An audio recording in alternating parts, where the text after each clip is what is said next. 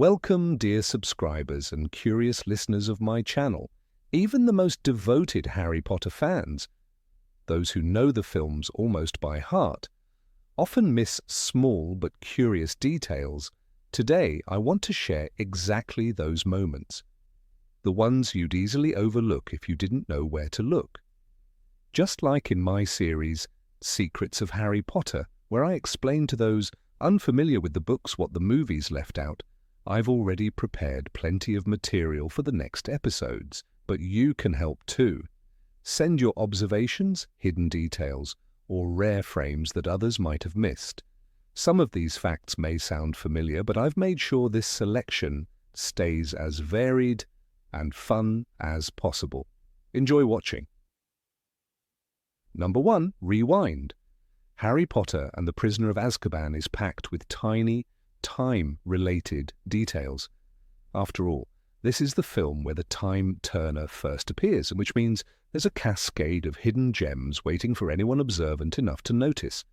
When Hermione and Harry, following Dumbledore's advice, travel back in time, we see the hospital wing scene literally play in reverse. And this is where sharp-eyed fans spotted something strange. On the bed that Ron later occupies, there's initially a student completely wrapped in bandages, like a mummy. Then suddenly he's gone and the bed is empty for Ron. What happened to him? We'll never know. You can also spot Snape nearby, the same man who saved the kids later in the film. Madame Pomfrey fusses over Hermione while Filch casually seems to be doing some sort of inventory. That's Hogwarts for you. A place where anything can happen at any moment, the safest school in the world. Well, unless you count curses, monsters, broomstick crashes, Dementor attacks, and random hallway duels. Other than that, the perfect place for a child. Number 2, early encounters. Here's a fascinating pattern few fans ever notice. Harry Potter always meets his future Defense Against the Dark Arts teacher before the school year begins, and this happens consistently, both in the books and in the films. He meets Quirrell in the Leaky Cauldron with Hagrid. He meets Lockhart at Flourish and Blotts, who of course doesn't miss the chance to pose for photos with the boy who lived. He shares a train compartment with Remus Lupin, who ends up saving him from a Dementor. Barty Crouch Jr., posing as Moody, appears before term time at the Quidditch World Cup. Dolores Umbridge first appears at Harry's disciplinary hearing in the Ministry of Magic. Severus Snape. Well, everyone knows he's been around since the beginning, and even in the final year when Harry didn't attend Hogwarts, he still encounters the Carrows. So it's safe to say the curse on the Defense Against the Dark Arts position extends even to the moment of meeting Harry himself. Number 3. Perfect defense. One of the most dramatic scenes in the entire saga is the duel between Snape and McGonagall. When Harry returns to the castle, Minerva stands up for him, and Snape, apparently, stands against her. Furious, she attacks. But look closely. Snape never strikes back. He only blocks. Moreover, he does it with surgical precision. One deflected spell even hits Death Eaters Alecto and Amicus Carrow, preventing a bloodbath. Snape is secretly protecting the students without exposing himself.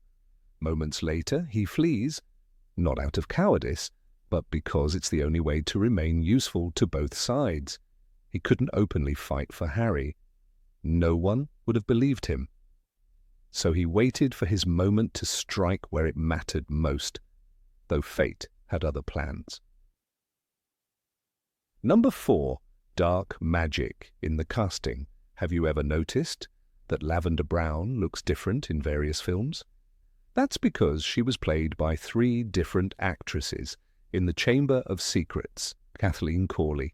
In The Prisoner of Azkaban, Jennifer Smith. Starting from The Half-Blood Prince, Jessie Cave, the version everyone remembers. Interestingly, Lavender's name appeared in the credits from the early films. Viewers just didn't pay attention. Ironically, this once invisible background character later became one of the most talked about. Her romance with Ron caused an uproar among fans and made Hermione's jealousy legendary. Ah, the magic of cinema indeed. Number 5, Careless Malfoy. And finally, a scene that most people overlook even after their 10th rewatch. In the Chamber of Secrets, we meet Lucius Malfoy for the first time. Cold, elegant, and dangerously intelligent. His influence on the plot is enormous, even though he doesn't get much screen time. It's he who helps force Dumbledore's temporary suspension from Hogwarts. But the real turning point happens much earlier. Lucius secretly plants Tom Riddle's diary into Ginny Weasley's cauldron, setting off a chain of events that nearly resurrect Voldemort. The most shocking part? This moment is right there in the movie, and most fans miss it completely. In Flourish and Blots, Lucius takes one book out of Ginny's cauldron and puts back 2. All of it happens in plain sight, like a magician's sleight of hand. No tricks, no CGI, just pure manipulation. And one of the darkest secrets of the second film unfolds right before our eyes. Number 6, The Curious Disappearance. Hermione Granger's hair has its own story. In Harry Potter and the Sorcerer's Stone, it's wild, frizzy, and full of life. Exactly as J.K. Rowling described, her bushy brown hair and rather large front teeth made her look quite ordinary until she spoke. That messy mane became part of her identity, a symbol of her stubbornness and brilliance. But by the Chamber of Secrets, something changes. Her curls soften, her hair looks smoother, and by the Order of the Phoenix, it's straight and glossy. Some fans joke that Hermione must have discovered a new charm in the library, perhaps Capillaris perfecta, to tame it. But there's one moment that feels almost magical. In the hospital wing scene after she's attacked, a loose strand falls across her shoulder. In the next shot, it's gone. Then seconds later, it's back again. It's a blink and you'll miss it moment, yet it captures the playful chaos of filmmaking in the wizarding world. For fans, these small continuity spells feel like Easter eggs rather than mistakes. Maybe they say Hogwarts magic is to blame, or perhaps Hermione's hair has a will of its own. Either way, the little vanishing curl adds to her charm. It reminds us that even in a world built on precision and power, imperfection is part of the magic. Number 7, The Diary That Knew Everything. When Harry first opens Tom Riddle's diary in Harry Potter and the Chamber of Secrets, the room around him seems to hold its breath. He dips his quill and writes, "My name is Harry Potter." The ink sinks into the paper and disappears, not instantly, but slowly, like something alive absorbing it. If you watch closely, the pages tremble as if the diary is reacting to his touch. Then when the words begin to appear in response, the light in the room fades. It's a subtle effect, but it changes everything. The diary isn't just answering, it's feeding. The scene captures the moment Harry unknowingly opens a door to Voldemort's past, giving life to the darkest part of his soul. Rowling described the diary as cleverer than it should be, almost human. The film takes that literally. Every flicker of light, every faint vibration in the paper reminds us that the diary is more than ink and parchment. It's a parasite, drawing strength from curiosity and trust. When Riddle writes back, calm, polite, almost friendly, how the shadows deepen. It's the visual language of corruption, showing how easily innocence can invite evil inside. The trembling pages and dimming light aren't just effects, they're warnings. The diary doesn't just read minds, it consumes them. Number 8. The Ghostly Error. In Harry Potter and the Sorcerer's Stone, nearly headless Nick floats proudly through the Great Hall, his silver ruff glimmering under candlelight. At first, he appears faint, like a thin veil of smoke. But when he indignantly tells Hermione, "I prefer Sir Nicholas if you don't mind," his form sharpens, his features grow solid, and for a heartbeat, he looks almost alive. It seems like a small visual inconsistency, a flicker in the special effects. But it isn't. The filmmakers used this subtle shift to show that ghosts at Hogwarts aren't static spirits. Their emotions shape them. Anger, embarrassment, joy, all give them form just as feelings give shape to the living. Throughout the series, Nick's presence mirrors the human condition he's lost.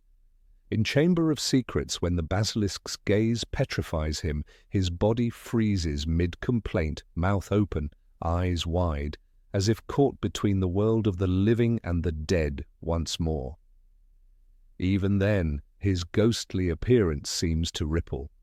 The team behind the films once explained that his changing transparency was intentional, a way to show that Hogwarts itself responds to emotion, even through its ghosts. The castle breathes with its inhabitants, and Nick is one of its most expressive echoes. Rowling wrote he was pearly white and transparent, so that the ghostly students behind him could be seen through his stomach. But in moments of frustration, like his failed admission to the headless hunt, Nick becomes denser, almost refusing invisibility. It's as though the pain of rejection gives him weight. The illusion of flickering transparency isn't a flaw, it's storytelling. It reminds us that even in death, emotions hold power. At Hogwarts, not even the ghosts can hide their hearts. Number 9. Dumbledore, who knew too much. In Harry Potter and the Chamber of Secrets, there's a moment when Harry stands in Dumbledore's office for the first time. The room glows with candlelight, filled with glittering instruments and silent secrets. Behind the headmaster, a phoenix-shaped chalice rests quietly among the shelves, almost identical to the one later seen in the Order of the Phoenix. It's as if the filmmakers left a message. Dumbledore's plans, his faith in rebirth and endurance, had already begun long before the war turned dark again. Even in this early scene, he seems to be preparing for battles still hidden from everyone else. Look closer, and another secret hides in plain sight. On the upper shelf behind Dumbledore, a book bears the faint golden title Horcrux. Most viewers never noticed it. It flashes by for barely a second, but once you see it, you can't unsee it. The prop designers later admitted that the word was intentional, a visual foreshadowing of Dumbledore's suspicion. He had always known that Voldemort's path to immortality involved splitting the soul. In the books, he tells Harry, "I have been sure for some time that the diary was no ordinary object." The film captures that foresight without words, only through a single book spine gleaming in the shadows. Dumbledore's gaze in that scene says everything. Calm, patient, but knowing. When Harry nervously asks about the attacks, Dumbledore doesn't answer directly. He watches as if measuring how much truth the boy can handle. "It is our choices, Harry, that show what we truly are," he says later, a line that feels almost prophetic. The set around him, the Phoenix Cup, the Forbidden Book, mirrors that wisdom. The headmaster isn't reacting to events, he's guiding them. Even before the war truly begins, Dumbledore already stands one move ahead, a silent chess master watching the board shift toward its inevitable end. Number 10. The magic of numbers. Numbers have always held power in the wizarding world. In Harry Potter and the Sorcerer's Stone, when Harry wakes in the cupboard under the stairs at number 4 Privet Drive, he dreams of a life beyond the dull arithmetic of Muggle normalcy. But once he enters the magical world, numbers take on new meaning. At Ollivander's shop, he stands in row 7 when his wand finally chooses him. A phoenix feather core, twin to Voldemort's. 7 is no coincidence. In magic, it represents completeness and destiny.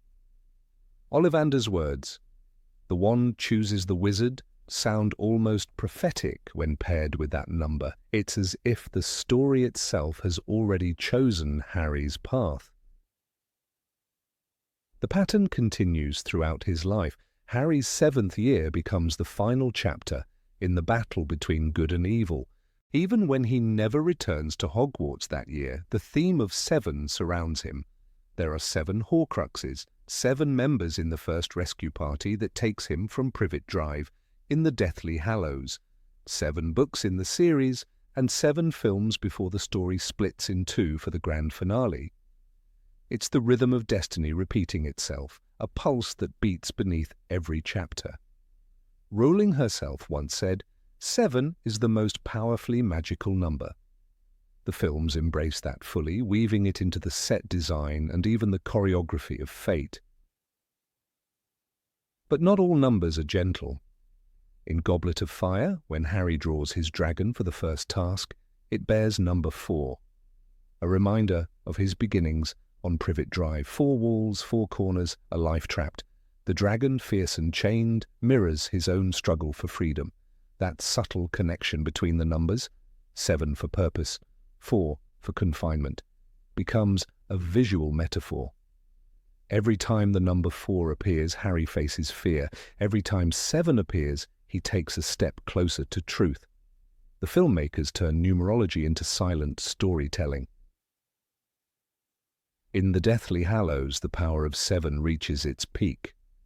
7 Horcruxes, each a fragment of a broken soul. Destroying them becomes an act of balance, restoring what was divided. When the final battle ends, the 7th, Harry himself, chooses life over death, completing the circle.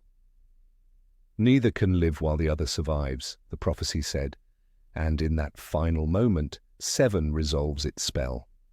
The magic of numbers in the films isn't random. It's the invisible thread that ties the saga together, a code written into every frame, reminding us that even in chaos, destiny counts to 7. Number 11, Sirius's magical coffee. In Harry Potter and the Order of the Phoenix, there's a quiet moment in the kitchen of number 12 Grimmauld Place.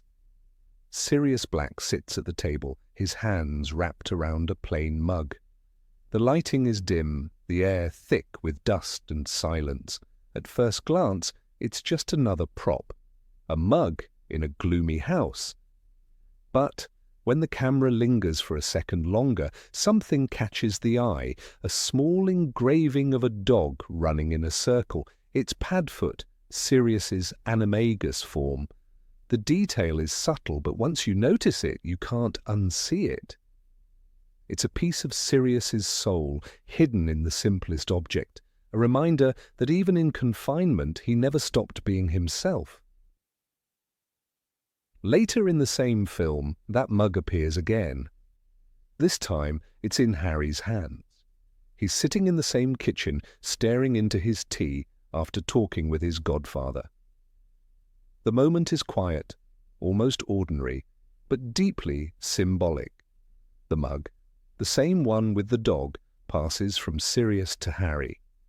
It's as if the connection between them has become tangible. In that instant, the film gives us more than dialogue ever could.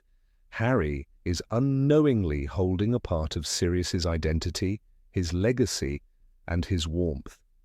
When the Order leaves Grimmauld Place behind, this small object becomes a memory that lingers. In the book, J.K. Rowling described Sirius as a man who burned brighter than anyone, but far too briefly. This little cinematic detail captures exactly that. A flash of life, a touch of rebellion, and the love of a man who had no family left but Harry. The dog circling endlessly on the mug almost feels like a loop of fate. Padfoot chasing his own tail, bound by time and destiny. Sirius was trapped in his own house, haunted by his past, and yet still capable of small gestures of affection. Even a coffee cup becomes a quiet rebellion against despair. When Harry later loses Sirius, the memory of these small domestic moments becomes priceless. There's no grand farewell, no spell to bring him back, only echoes. That same mug, once a background prop, transforms into a symbol of inheritance. It's the moment Harry begins to carry Sirius not just in his thoughts, but in the things he touches, the choices he makes, and the courage he shows. The ones that love us never really leave us, Sirius once told him. And in that simple kitchen scene, the truth of those words comes alive. In porcelain, in silence, and in love that endures beyond magic. Number 12. The portrait that watches everything. In Harry Potter and the Half-Blood Prince, there is a quiet moment filled with tension. Albus Dumbledore faces Draco Malfoy on the astronomy tower. The air feels heavy, the torches flicker, and everything seems to stop, except one small detail that few notice. On the landing just below the tower, a portrait hangs on the wall. As Dumbledore speaks, the painted figure stares at him, eyes fixed and curious. But when Draco lowers his wand, torn between fear and duty, the portrait's gaze shifts downward, following the movement. It's almost as if the painting itself understands what's happening, as if the castle is watching. Hogwarts, after all, is alive. Help will always be given at Hogwarts to those who ask for it, Dumbledore once said. But help in this castle doesn't always come from people. The walls, the portraits, the staircases, they all seem to listen. Throughout the films, portraits act as silent witnesses. They whisper secrets, deliver messages, and sometimes hide truths. The fat lady shrieks when the common room is attacked. Phineas Nigellus sneers from his frame, but still helps the order. These paintings aren't background decorations, or they're memory, intelligence, and warning woven into the stones themselves. The moving eyes of that portrait in the tower scene were no accident. The filmmakers placed it there deliberately. It changes direction only twice, mirroring Draco's wavering loyalty. One glance toward Dumbledore, one toward the floor, torn between light and darkness, much like the boy himself. The castle, through its silent art, seems to hold its breath. It knows something irreversible is about to happen. Every corner of Hogwarts becomes a witness, and the portrait becomes a symbol of conscience, a reflection of those who see but cannot act. In the books, Rowling often hinted that Hogwarts had a kind of awareness. The castle is full of secrets, Dumbledore tells Harry, most of which stay that way.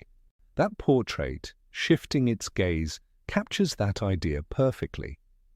It's not just a trick of the camera, it's a moment that shows how deeply the school itself participates in the story. Nothing in Hogwarts truly sleeps, and nothing ever happens unseen. Number 13, the unexpected name on the board. In Harry Potter and the Goblet of Fire, there exists a single moment that most viewers never notice, even after watching the film multiple times. It happens early in the movie, long before dragons, mermaids, and the Triwizard Tournament. The scene appears innocent, almost ordinary. The Weasleys, Harry, and Hermione are gathered in their magically expanded tent at the Quidditch World Cup. The air is alive with excitement, the walls covered with banners, scarves, and little details that make the wizarding world feel lived in. But there, just behind Arthur Weasley's shoulder, is a small wooden notice board cluttered with parchment notes and scribbled names. Among them, one signature stands out, faint, easily missed, and yet profoundly important: Newt Scamander. For years, this tiny name, went unnoticed. Fans admired the tense magic, the cozy domestic chaos, and the excitement before the match between Ireland and Bulgaria, but the camera's fleeting pan across that board seemed like a background flourish. Only later, after the release of Fantastic Beasts and Where to Find Them, did sharp-eyed fans revisit the film and gasp. That barely visible name was not random set dressing. It was a deliberate nod to a man whose legacy was about to take center stage in J.K. Rowling's expanding universe. The author of the Hogwarts textbook, Fantastic Beasts and Where to Find Them, was about to come to life, stepping out of the margins of a schoolbook and into a global franchise. The inclusion of Newt Scamander's name in that tent scene feels almost prophetic now. When The Goblet of Fire was released in 2005, the Fantastic Beasts film series did not yet exist, and few, outside Rowling's inner circle, could have imagined such a spin-off. The character of Newt, mentioned only briefly in Harry Potter and the Philosopher's Stone, as the author of a school textbook, seemed little more than a footnote. The book described his work as required reading for all first-year students, alongside other practical guides like the Standard Book of Spells by Miranda Goshawk.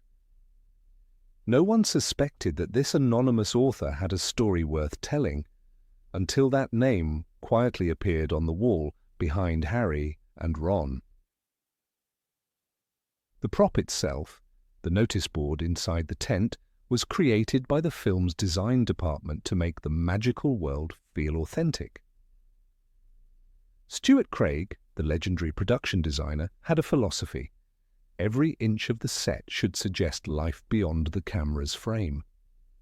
The team filled the Weasley tent with wizarding clutter, from knitting spells to notes about dinner plans.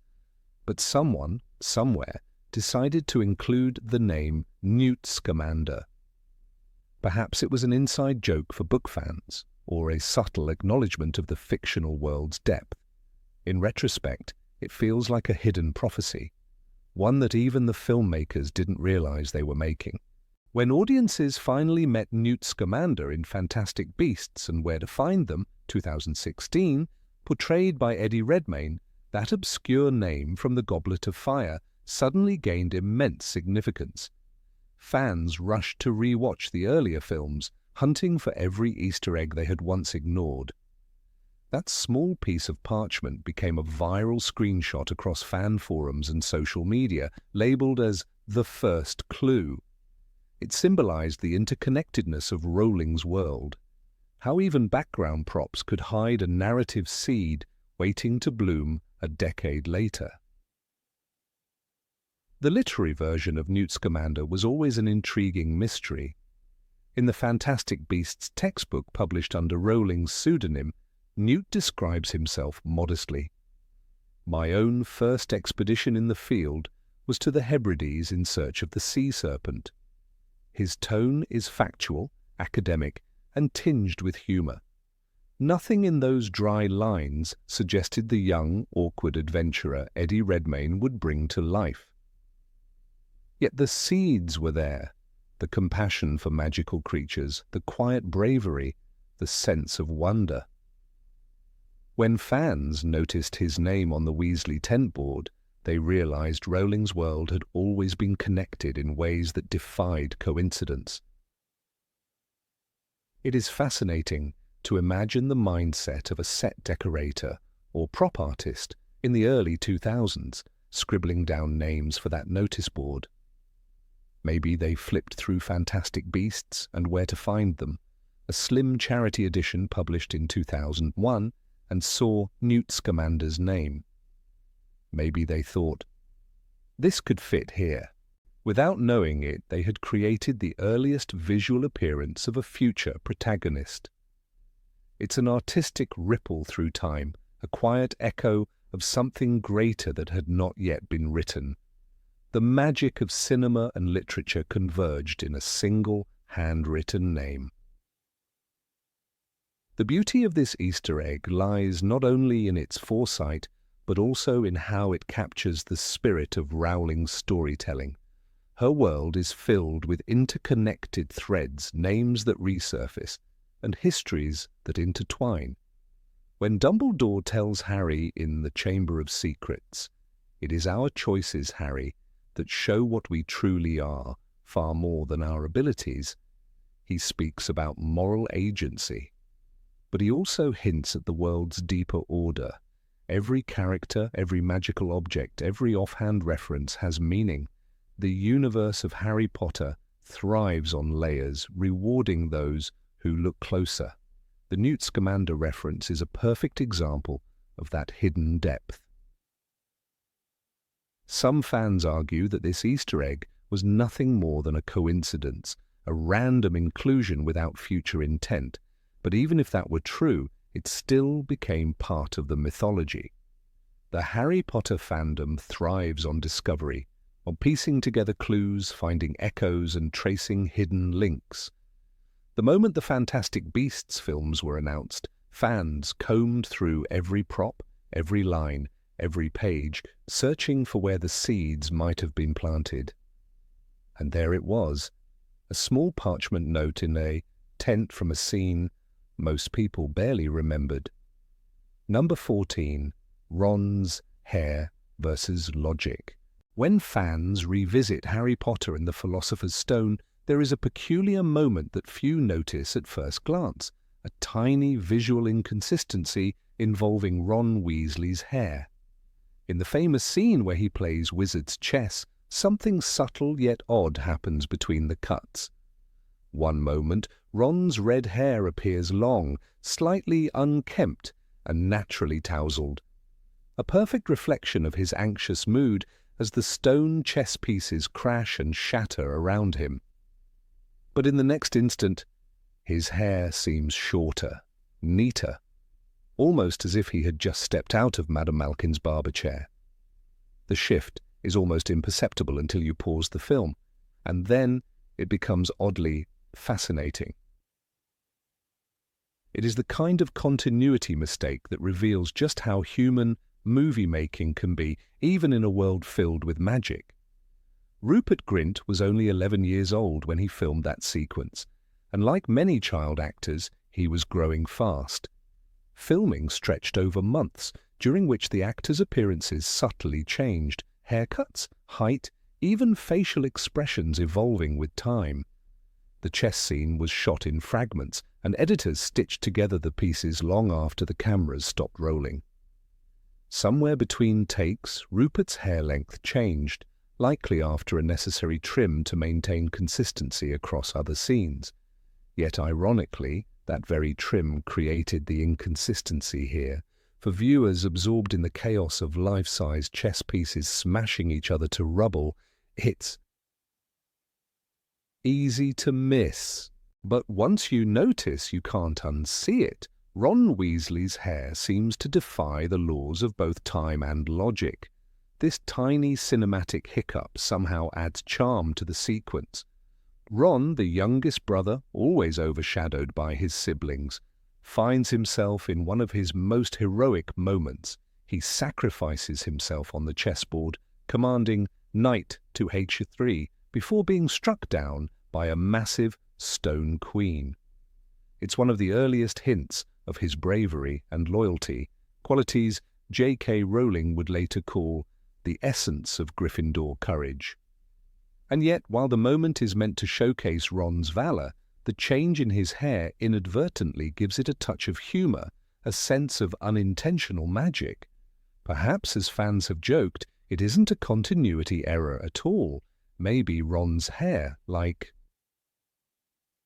his nerves, reacts to danger and bristling in panic one moment, settling in calm determination the next. In Rowling's book, Ron's appearance during the chess match is not described in great detail, but his tension and fear are palpable. The White Queen turned her blank face toward Ron and raised her arm, Rowling writes. There was a horrible sound as her stone arm came crashing down on Ron's knight. The passage doesn't mention his hair, of course, but readers can easily imagine it. That wild, fiery tangle of Weasley red illuminated by the torchlight of the underground chamber. The visual in the film captures this intensity perfectly, even with its imperfections. Perhaps that's what makes it so memorable. Ron is not polished. He's not perfect. He's a boy in over his head trying to be brave. The messy hair, whether long or short, fits him better than any continuity could. When Rupert Grint later heard about the hair glitch, he reportedly laughed it off. In one interview years after the film's release, he joked, "If I really had magic hair that fixed itself between takes, I'd never need a stylist again." It was a light-hearted response that reflected his down-to-earth nature, and how comfortable he had become with the quirks that fans loved to dissect. What's interesting is that such tiny inconsistencies often become part of the Harry Potter fandom's folklore. They evolve into playful myths, connecting the real world of filmmaking to the imagined magic of Hogwarts. In this case, what began as a simple editing oversight transformed into an endearing, almost symbolic moment for Ron Weasley's character. The scene itself was shot under challenging circumstances. The young cast was still learning how to act, how to hold a camera's attention, and how to manage exhaustion during long shoots. The chess set was a complex mechanical construction, some pieces operated by hydraulics, others by hand. It took hours to coordinate each movement, and reshoots were common.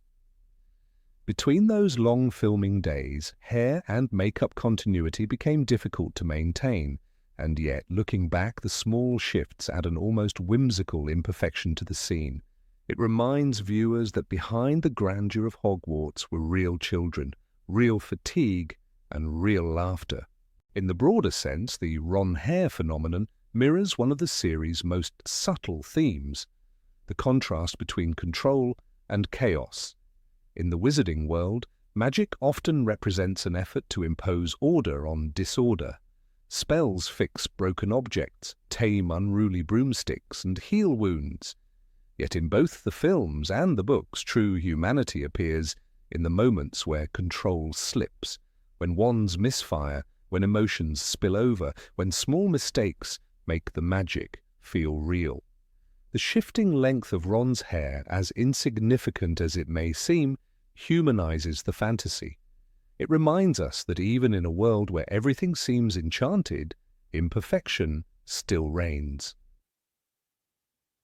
Interestingly, Rupert Grint's hair continued to be a topic of conversation throughout the series. In the Chamber of Secrets, his mop of ginger curls grew thicker and more chaotic, matching his growing insecurity about being second best. By the Goblet of Fire, his longer, shaggier hairstyle became almost a symbol of his teenage awkwardness. Fans have noted that Ron's evolving hairstyles mirror his personal growth, from nervous child to self-conscious teen to a loyal young man who finally finds his place beside Harry and Hermione.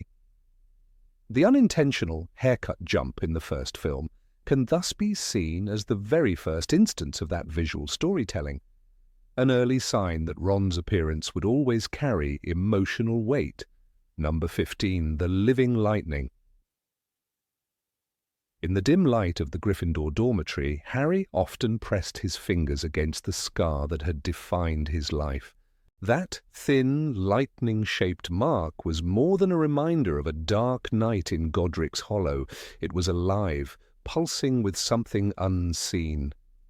Many viewers of the films never noticed that the scar itself seems to change across the series, subtly shifting as Harry's bond with Voldemort deepens. In the Philosopher's Stone it appears neat and shallow, like an old wound that has long healed. By the Order of the Phoenix, however, it looks darker, more jagged, and sometimes even swollen, as if reacting to the presence of evil itself. When you watch carefully, frame by frame, in the scene where Harry first meets Professor Quirrell and senses something wrong beneath the turban, the scar gives a small, almost imperceptible twitch. It's a moment lasting less than a second, but the skin above his brow seems to pulse like a heartbeat.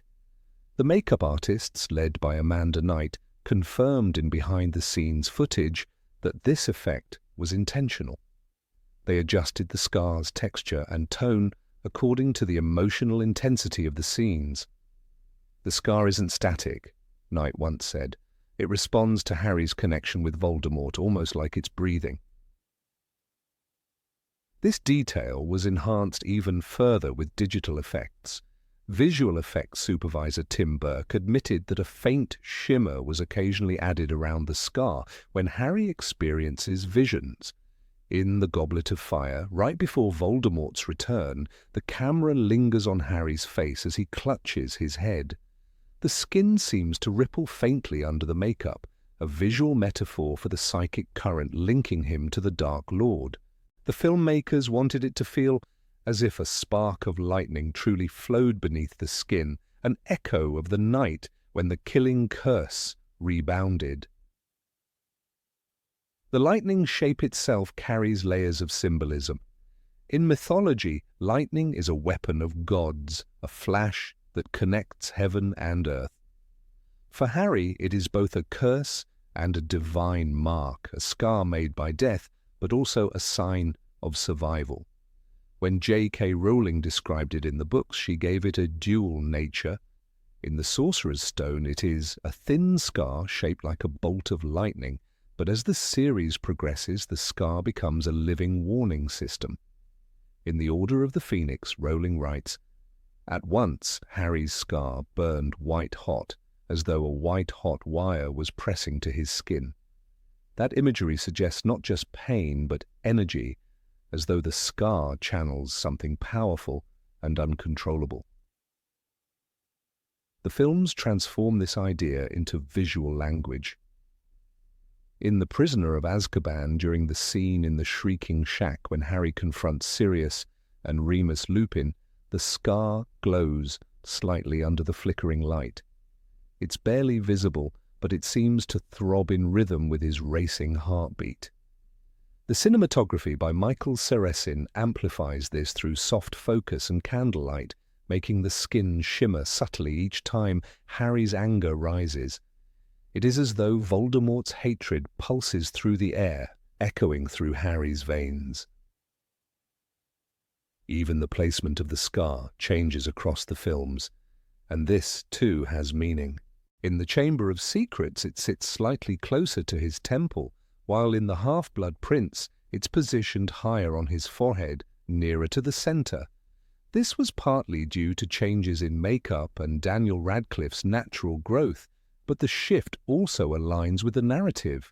As Harry matures and the bond with Voldemort strengthens, the scar migrates toward the center of the forehead, mirroring the symbolic third eye, a point of spiritual connection and inner vision.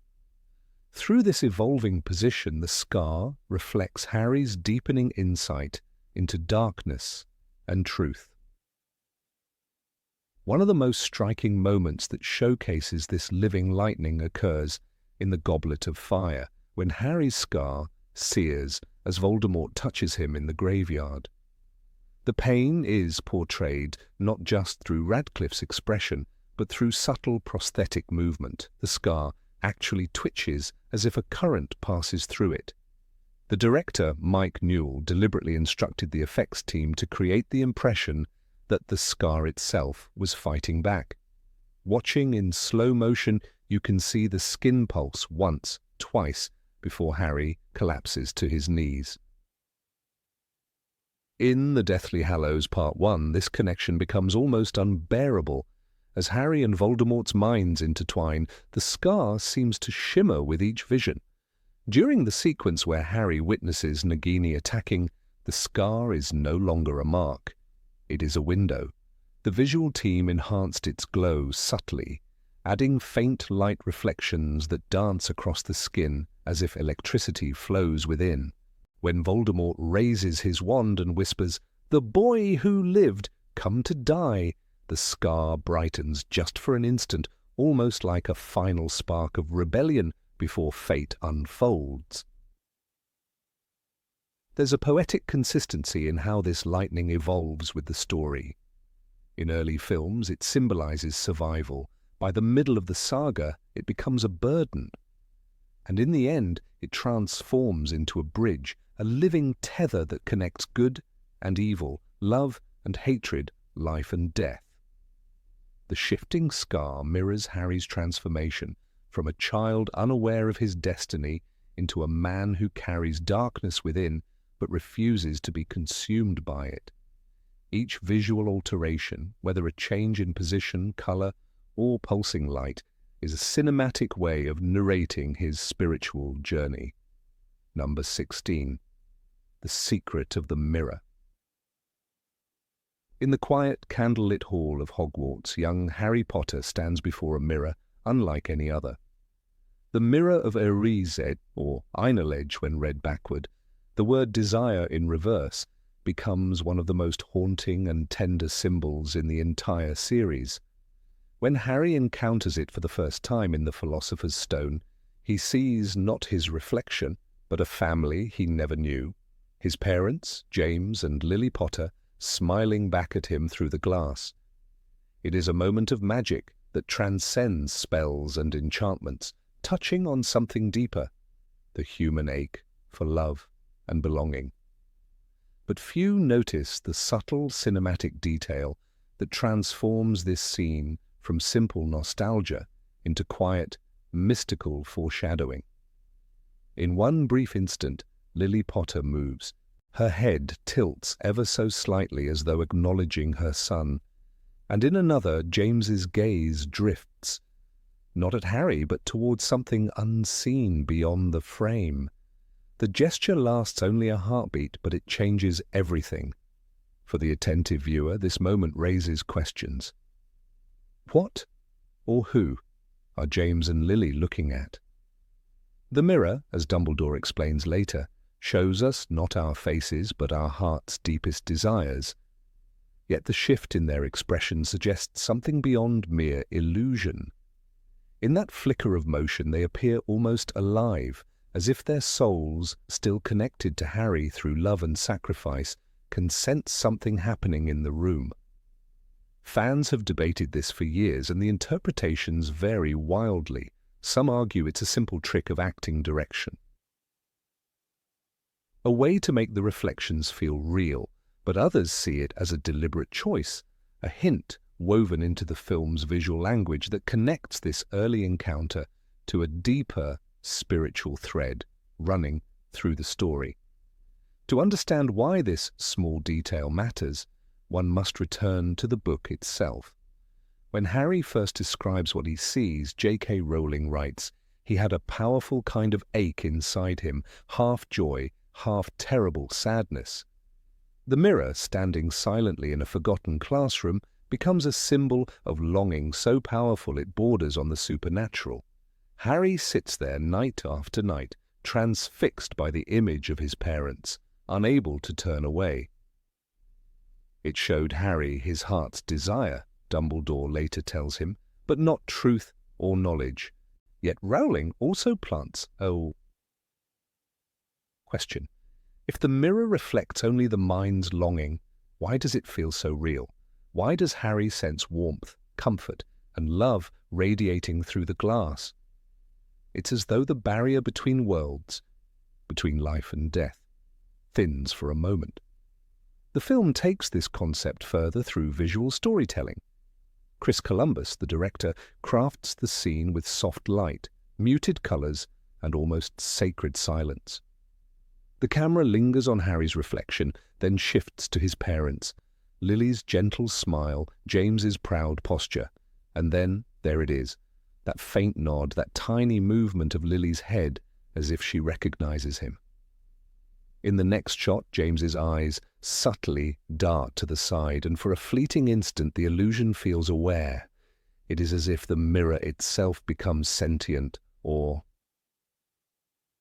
perhaps, as fans have speculated, the love that protected Harry as a baby still lives through it. Lily's sacrifice, after all, is what shielded Harry from Voldemort's curse. Perhaps that love allows her to see not just her son's reflection, but the protective figure who watches over him, Albus Dumbledore quietly standing behind. The fan theory connecting James's shifting gaze to Dumbledore's presence is more than poetic coincidence.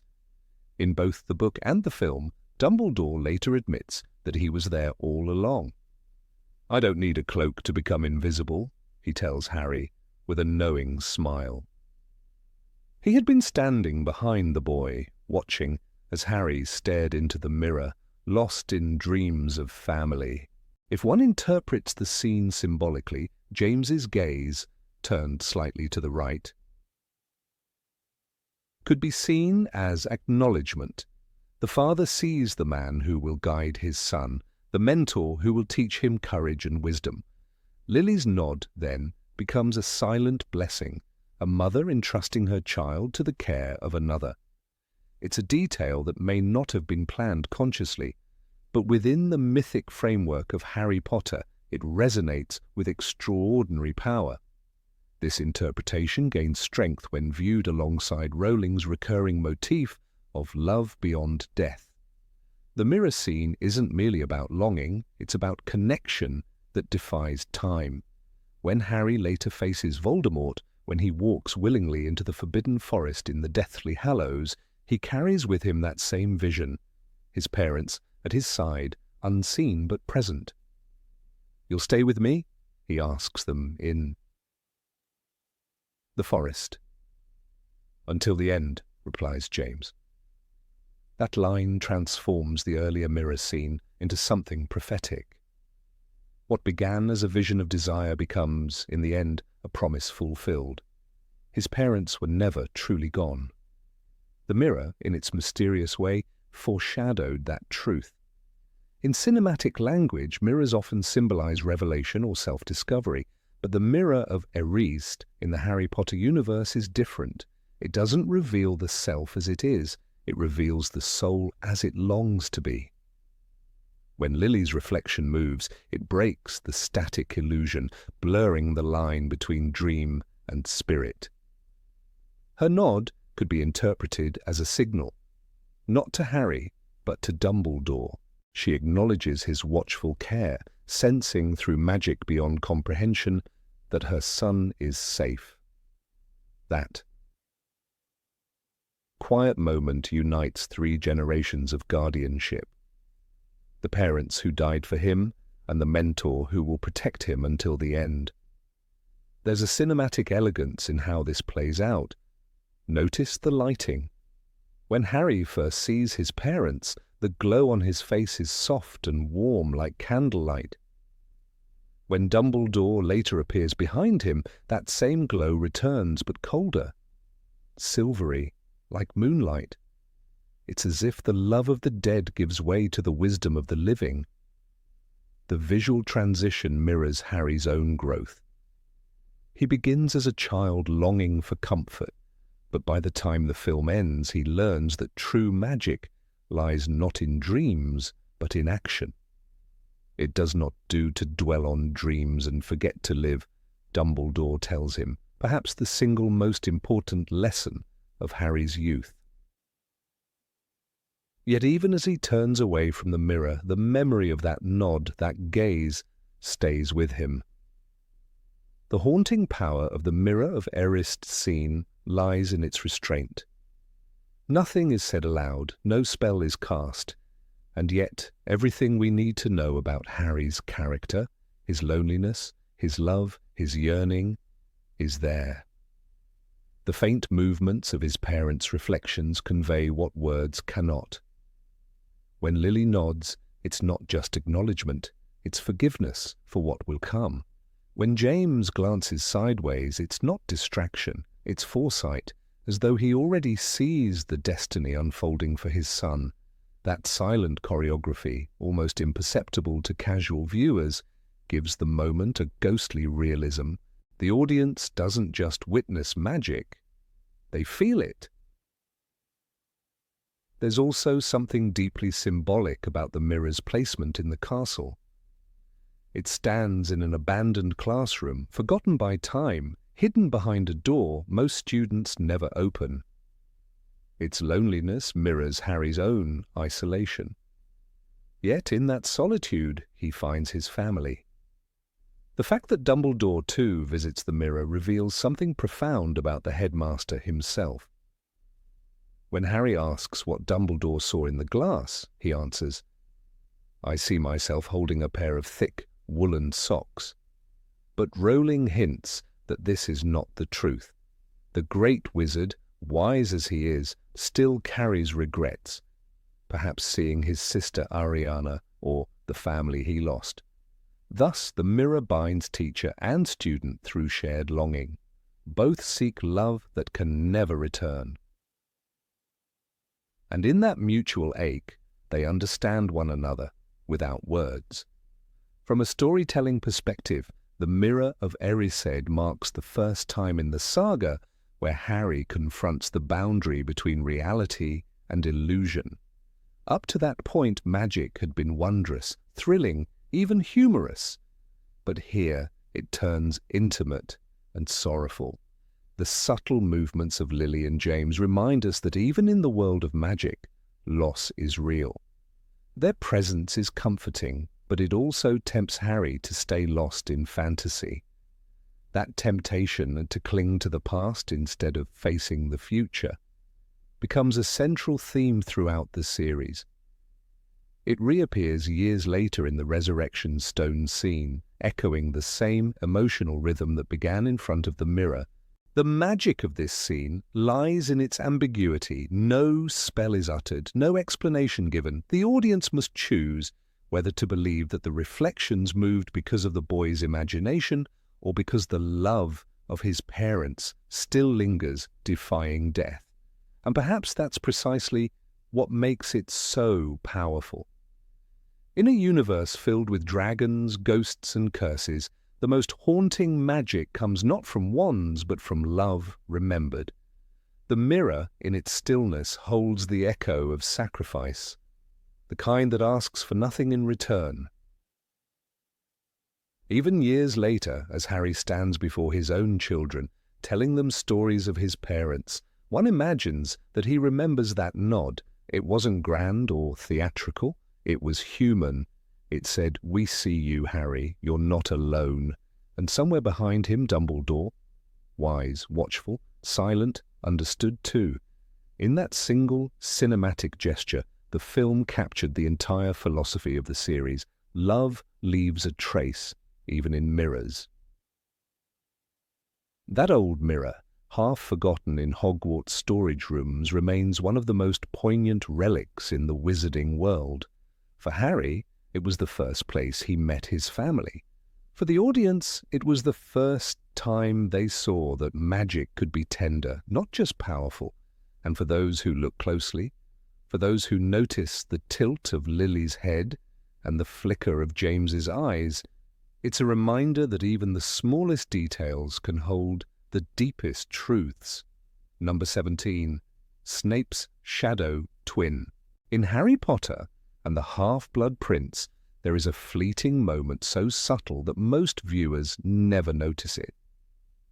As Severus Snape walks down a dimly lit corridor of Hogwarts just before meeting Narcissa Malfoy, a faint shadow glides along the wall behind him. At first glance, it appears to be nothing more than a trick of the light, a simple technical imperfection caused by the flickering torches of the castle.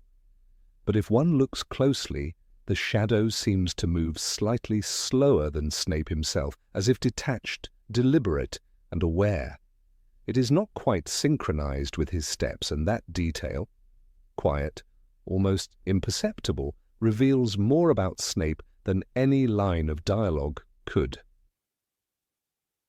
The corridor is steeped in an uneasy stillness, and the camera follows him from behind, his black robes sweeping across the cold stone floor. For a heartbeat, it feels as though two figures are walking, one real, one spectral. The shadow hesitates for a fraction of a second, then continues, stretching longer as he passes a torch. The director, David Yates, is known for his subtle symbolism, and in this scene he wanted to show the invisible struggle inside the man who has always walked between two worlds, Dumbledore's and Voldemort's. Snape's double life becomes literal for a moment. The shadow behind him is not just his own, it is the darker self he cannot shake off. Snape's entire arc in Half-Blood Prince revolves around secrecy, divided loyalty, and the crushing weight of deception. The scene before he meets Narcissa and Bellatrix is crucial. It happens before he takes the unbreakable vow, the binding promise that will seal his fate. The hesitant shadow mirrors his hesitation in spirit. It is a whisper of the guilt he carries, knowing that the vow may one day force him to kill the only man who trusts him completely. In that short corridor sequence, his face is unreadable, yet the flickering shadow confesses everything he cannot show. In J.K. Rowling's books, Snape's inner torment is not always visible, but it is there, buried under his bitterness. He was a man who could keep a secret like no other, Dumbledore once said, and indeed Snape's greatest strength, and his greatest curse, was concealment. The film's choice to visualize this burden through the motif of the shadow transforms an internal struggle into a visual language. It is almost poetic. The darkness that trails him is both his past and his destiny. What makes this detail powerful is that it occurs in silence. There is no music swell, no dialogue to direct the viewer's attention. It passes in seconds, but once noticed, it cannot be unseen. The torchlight trembles, Snape's stride remains perfectly measured, yet his shadow seems to drag, resisting, like a conscience that refuses to fade. The symbolism is deliberate. The shadow embodies his allegiance to Voldemort, the part of him chained to darkness even as his heart leans toward redemption. Rowling wrote Snape as a character of paradoxes. The mind is not a book, to be opened at will and examined at leisure, Snape says in Order of the Phoenix. That line, though meant as a lesson in occlumency, defines him completely. The film's visual trick honors that mystery. It shows us that even when Snape appears composed and unshakable, there is a silent echo of something darker pulling at his soul. The shadow that does not align perfectly with him becomes the embodiment of the other life he leads. The mask, the double agent, the spy who must deceive everyone to fulfill one promise. During the meeting that follows, as Narcissa begs for his help, the camera no longer shows the shadow. Snape stands in candlelight, his face half-lit, half-buried in darkness. The cinematography continues the theme. Even without the moving shadow, the division of light and dark on his features repeats the same message. The duality within him cannot be escaped. It is as though the shadow from the corridor has merged into his very being, consuming half of him entirely. This motif of shadows runs through the entire film. When Snape later kills Dumbledore on the astronomy tower, the lighting once again isolates him. The moon glows coldly behind him, and his black silhouette looms larger than life. To the untrained eye, it is a simple night scene, but it echoes the corridor moment perfectly. Snape is again followed by his shadow, but this time the shadow acts. It becomes him. The darkness he once carried like a burden now takes control. And yet even in this act there is tragedy, because the audience will later learn that the shadow's victory was only an illusion. Snape's light never fully went out. One could argue that the shadow in that early scene foreshadows not only the murder, but also Snape's redemption. His life, from childhood to death, is governed by a pattern of concealment. He hides his love for Lily, his alliance with Dumbledore, and his suffering. The film's visual metaphor tells us that no matter how far he walks, the darkness behind him remains. It is both his punishment and his protection. Without it, he could not survive in Voldemort's world. With it, he can never find peace.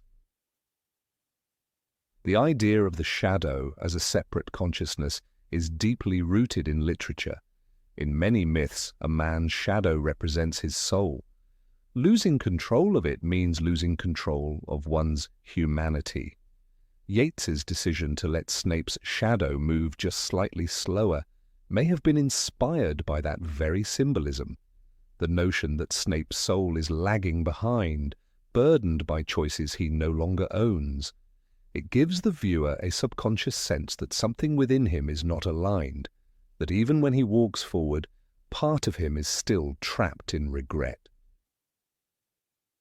In psychological terms, it is reminiscent of what Carl Jung called the shadow self, the suppressed, darker side of one's personality.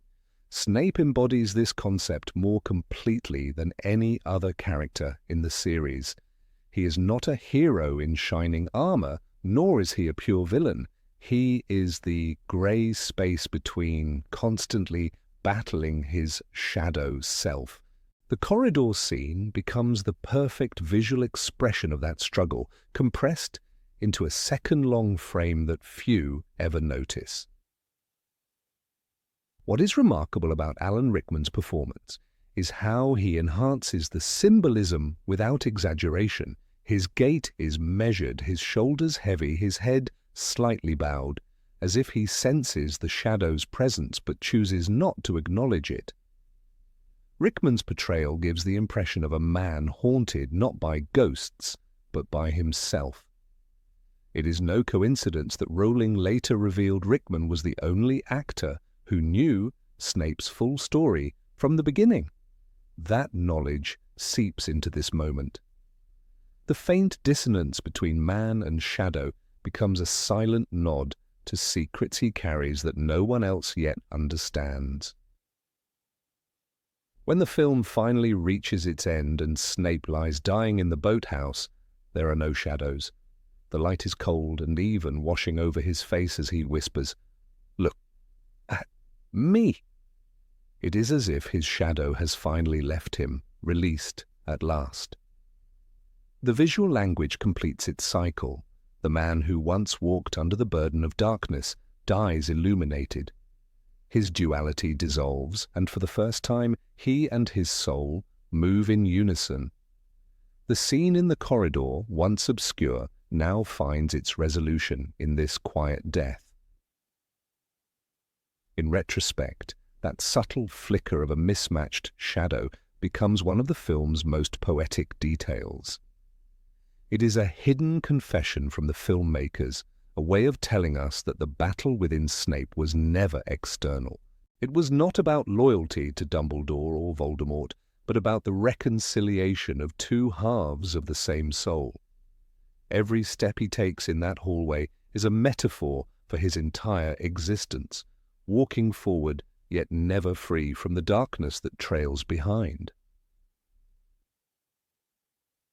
Many fans rewatching Half-Blood Prince now notice this moment and recognize its power. It transforms what could have been a simple transitional scene into an emotional key to understanding Snape. The shadow becomes a silent character, one that follows him from his first entrance to his final breath. And though it moves slightly slower, it never stops. A reminder that even the bravest acts cannot erase the past, and that sometimes the most human part of us is the one that walks a step behind. Number 18, Trelawney's Cracked Cup. In the world of Harry Potter, where every wand movement and whisper of prophecy carries meaning, even the smallest visual detail often hides a story. Among the many overlooked objects in the films, few are as subtly powerful as Professor Sybil Trelawney's cracked glass cup, a prop that appears simple, yet holds a symbolic depth that mirrors the destiny of Harry Potter himself. It is easy to dismiss it as one of Trelawney's eccentric accessories, but when seen carefully, the cup becomes a visual echo of the entire saga, a reflection of fate, prophecy, and the invisible line connecting Harry to Lord Voldemort.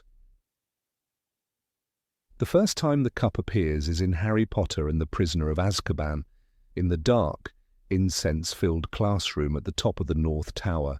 Trelawney, played by Emma Thompson, is sitting among the smoke and crystal balls, her large glasses magnifying her eyes like crystal lenses. On her table, surrounded by tarot cards and teacups, stands that peculiar glass. Small, fragile, and marked by a lightning-shaped crack.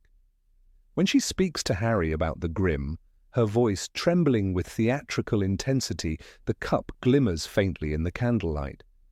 The crack flashes for a moment, a detail most viewers overlook, yet it bears an uncanny resemblance to the scar on Harry's forehead.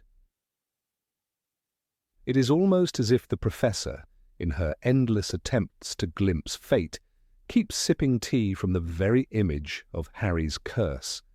By the time of the Order of the Phoenix, the crack has changed. What was once a thin, almost invisible line has grown deeper, spidering outward from the rim like a wound that refuses to heal. During the scene where Trelawney, trembling and desperate, predicts the return of the Dark Lord, the camera captures her hand, clutching that same cup. It shakes slightly and light passes through the fracture in a way that divides her face in two, one side illuminated, the other shadowed. This cinematic choice was no accident. Alfonso Cuarón, who directed Prisoner of Azkaban, was known for embedding visual metaphors, and the subsequent directors, David Yates among them, seemed to preserve that motif. The cup, though small, becomes a thread of continuity across films, representing the growing fracture in the wizarding world, and perhaps within Harry himself. In J.K. Rowling's books, Professor Trelawney is described as a thin woman with enormous glasses that made her eyes look like great, round moons. Her classroom is a place of dim light, heavy with perfume, and crowded with small round tables. Every object in that space seems charged with symbolic weight. The smell of sherry, the haze of incense, the shimmer of teacups. When Trelawney first speaks to Harry, she tells him, "My dear boy, you have the grim, the omen of death." The prophecy, of course, turns out to be partially true, not because Harry dies, but because he must die in order to destroy the fragment of Voldemort's soul within him. The cracked cup then becomes an emblem of Trelawney's strange gift. She may not understand what she sees, yet her intuition often brushes against truth. The lightning-shaped crack has another layer of meaning. It is a symbol of destiny, a scar not on the skin, but in glass, representing fragility and inevitability. Just as Harry's scar connects him to Voldemort, the cup's fracture connects Trelawney's visions to the larger, unseen currents of fate. The more Voldemort's power grows, the more visible the crack becomes in later films. It is as if the universe itself, through the objects around Trelawney, is echoing the tension that threatens to shatter the magical world. This subtle progression, from hairline crack to spreading fissure, mirrors the slow disintegration of safety and innocence in the series. What makes this detail remarkable is how naturally it fits into Trelawney's character. She is both ridiculous and tragic. A woman mocked for her eccentricities, yet the only one to utter a prophecy that defined the entire war. Her cracked cup, always near her trembling hands, mirrors her own life. Fragile, unstable, yet filled with truth if one dares to look closely. In a sense, the cup is her soul. Broken, dismissed, but still luminous. Even Dumbledore in The Half-Blood Prince admits that divination is an imprecise branch of magic, but he respects the gravity of her original prophecy. That same prophecy, sealed in a glass orb at the Department of Mysteries, ends up shattering too. Another echo of the breaking cup. There is also a deeper poetic rhythm connecting all these fractures. The cracked cup in Trelawney's hand, Harry's lightning scar, and the shattering of the prophecy orb all represent a world divided between life and death, fate and choice, good and evil. Rowling's universe constantly revolves around duality. Two wands sharing one core, two souls bound by a curse, two halves of a prophecy. The filmmaker's choice to emphasize the cracked glass visually aligns Trelawney's subtle insight with this grand pattern. Even if she cannot fully grasp it, her cup sees what her mind cannot articulate, that the world of magic itself is splitting under the weight of its secrets. The most haunting image comes in The Half-Blood Prince, during the brief moments when Trelawney tries to read omens while the castle trembles under Voldemort's rising power. She pours herself a drink, her hands shaking, and sets down that same glass. The camera captures the crack once more, larger now, jagged like a scar across its surface. The reflection of the castle's flickering torches dances inside it, as though the very light of Hogwarts were refracted through broken glass. For an instant, Trelawney looks into it and sees something that frightens her, a flicker of realization. It's a silent moment, but it encapsulates her character's entire arc, the seer who sees too much yet understands too little. In literature, broken glass often symbolizes the fragility of truth and the thin boundary between worlds. In Harry Potter, that motif resonates through many objects: the mirror of Erist, the pensive's silvery surface, the shattered prophecy spheres. Trelawney's cup joins this lineage. It's as if every piece of glass in the series holds a reflection of destiny, and every fracture is a reminder that even the clearest vision is distorted by the viewer's flaws. When Trelawney gazes into her cracked cup, she doesn't just read tea leaves, she peers into the fissured heart of the story itself. Harry's connection to the cup is indirect but profound. He dismisses Trelawney's class just as most of the students do, yet her words haunt him. In Prisoner of Azkaban, she delivers a real prophecy while in a trance. The one with the power to vanquish the Dark Lord approaches. It is this prophecy that ties Harry and Voldemort together forever. The cracked cup, visible in that same film, becomes a silent witness to this pivotal moment. It's as though the object itself bears the imprint of her vision, like glass trembling under the weight of truth. By the Deathly Hallows, Trelawney appears briefly, yet her presence feels different. She no longer clutches her cup as tightly, and the war has made her less of a caricature and more of a symbol. The world around her has already cracked, not just her teacup, but the halls of Hogwarts, the families of the students, and the order of magic itself. In the chaos of battle, when she throws crystal balls at Death Eaters, it is both comic and poetic, the seer fighting with fragments of her own craft. Her weapon is glass, fragile, transparent, deadly when shattered. It's a fitting conclusion for a character defined by breakable things. The evolution of the cup's fracture can also be read as a timeline of the story's moral decay. In the early years, the line is faint, just as danger feels distant. By the middle films, the crack widens just as Voldemort returns. In the final chapters, the world itself splinters, loyalty, trust, even the walls of Hogwarts. The cup, though rarely noticed, mirrors this journey perfectly. It is one of those cinematic whispers that reward attentive viewers, a quiet prophecy unfolding not in words, but in glass. What makes this detail especially powerful is how it ties the mystical with the mundane. A cup, after all, is an ordinary object, something used daily, touched and overlooked. Yet in the hands of a prophet, it becomes sacred, a vessel of hidden meaning.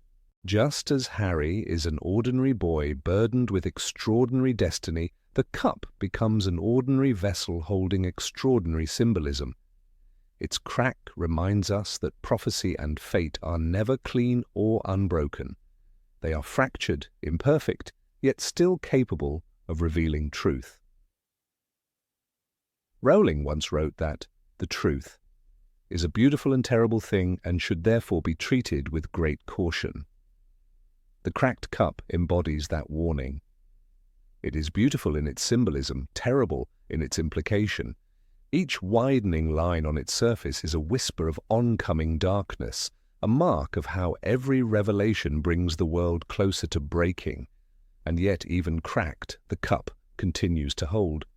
Like Harry, it remains functional, scarred but unbroken, a reminder that strength does not mean perfection, but endurance.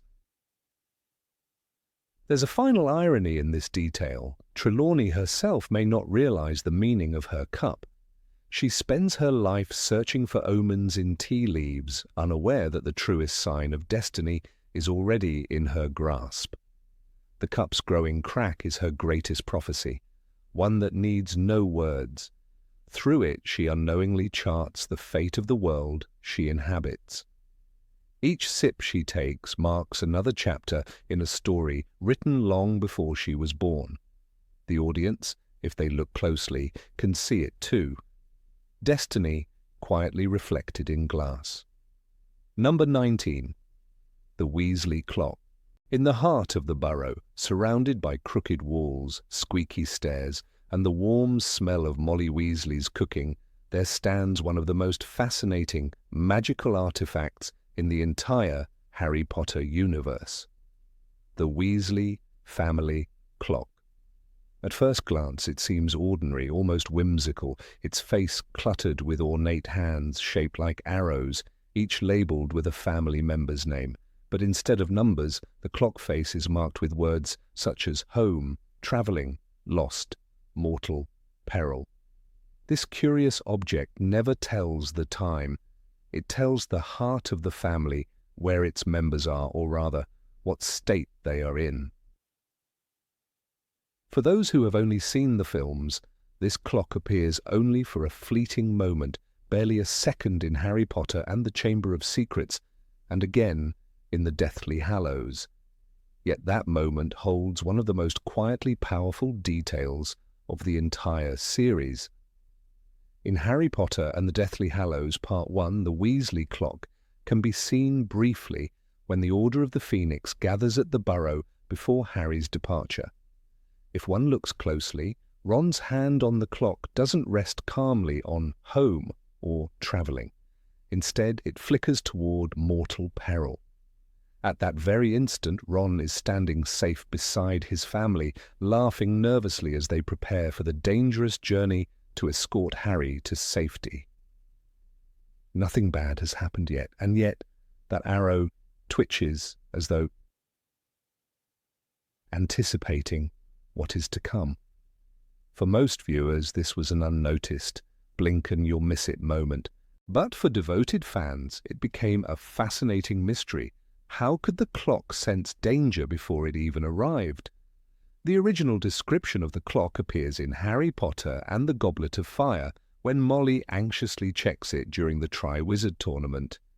It had 9 golden hands, each inscribed with the name of a family member, and they were all pointing to mortal peril. That detail in the books reveals its chilling power. When the wizarding world is in chaos, every Weasley is constantly in danger. But the film's version seems to suggest something deeper, something almost sentient about the object.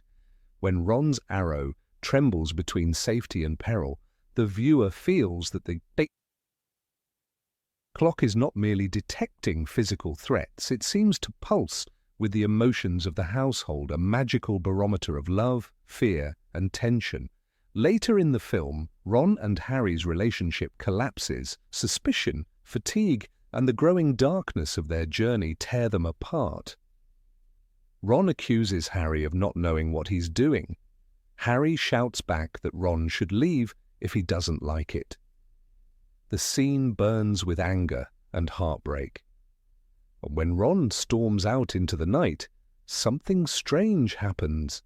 His name disappears from the Marauders map. But what if, back at the Burrow, his arrow on the family clock shifted again?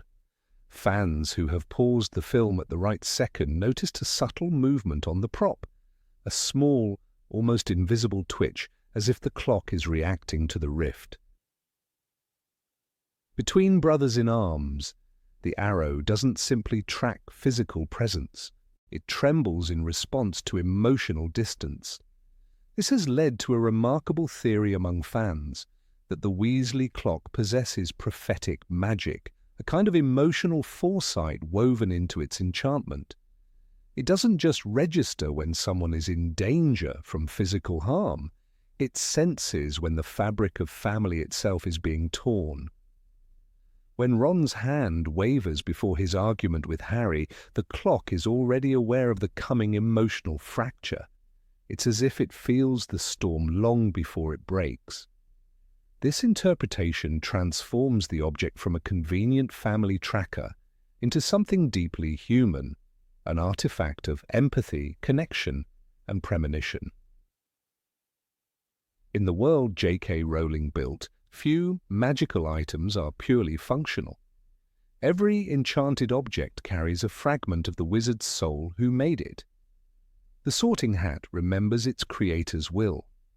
The mirror of Erist reflects the viewer's truest desire. The Weasley clock, then, could be seen as an embodiment of Molly Weasley's maternal instinct, her desperate need to know her children are safe, to reach them even when she cannot. Its power may not come from textbook magic, but from love itself, intensified by years of worry. When Arthur worked late at the Ministry, when Fred and George were experimenting with fireworks in the attic, when Ginny snuck out to play Quidditch with her brothers, Molly's heart must have been tied to that clock's hands. Perhaps, through her magic and care, the clock became a living reflection of her concern, evolving beyond its original spell. There's a haunting parallel here. The clock's ability to react to emotional danger mirrors the deeper theme of connection that runs through the entire series. Magic in the Potter world is never neutral. It is powered by intent. When Voldemort uses magic, it destroys. When Molly Weasley uses it, it protects. The family clock, constantly vigilant, becomes a silent guardian of domestic life, measuring not hours, but heartbeats. It doesn't warn of monsters in the forest or Death Eaters in the sky. It warns of something far more personal, when a loved one's heart begins to drift away. What makes the cinematic moment so fascinating is its subtlety. The filmmakers didn't need to include that twitching arrow. It adds nothing to the plot. But by doing so, they honored the undercurrent of prophecy and emotion that runs through Rowling's writing. The prop department built the clock with extraordinary attention to detail, each hand engraved with a name, the word mortal peril, etched faintly at the edge, the brass aged and worn as though touched by generations. When Ron's hand flickers, it's almost imperceptible, but it transforms the object into a living character. For that fraction of a second, the burrow itself seems alive, whispering a warning that no one hears. Some fans have taken the theory even further, suggesting that the clock's prophecy is not limited to the Weasleys. If it can sense emotional ruptures, it might feel the fractures of the larger world as well. During the Second Wizarding War, the entire magical community was bound by fear and love, loss and loyalty. When all the arrows pointed to mortal peril, it wasn't just because the Death Eaters were active, it was because the very fabric of wizarding society was breaking. The clock, then, becomes a microcosm of that world, a symbol of unity trembling under the pressure of chaos.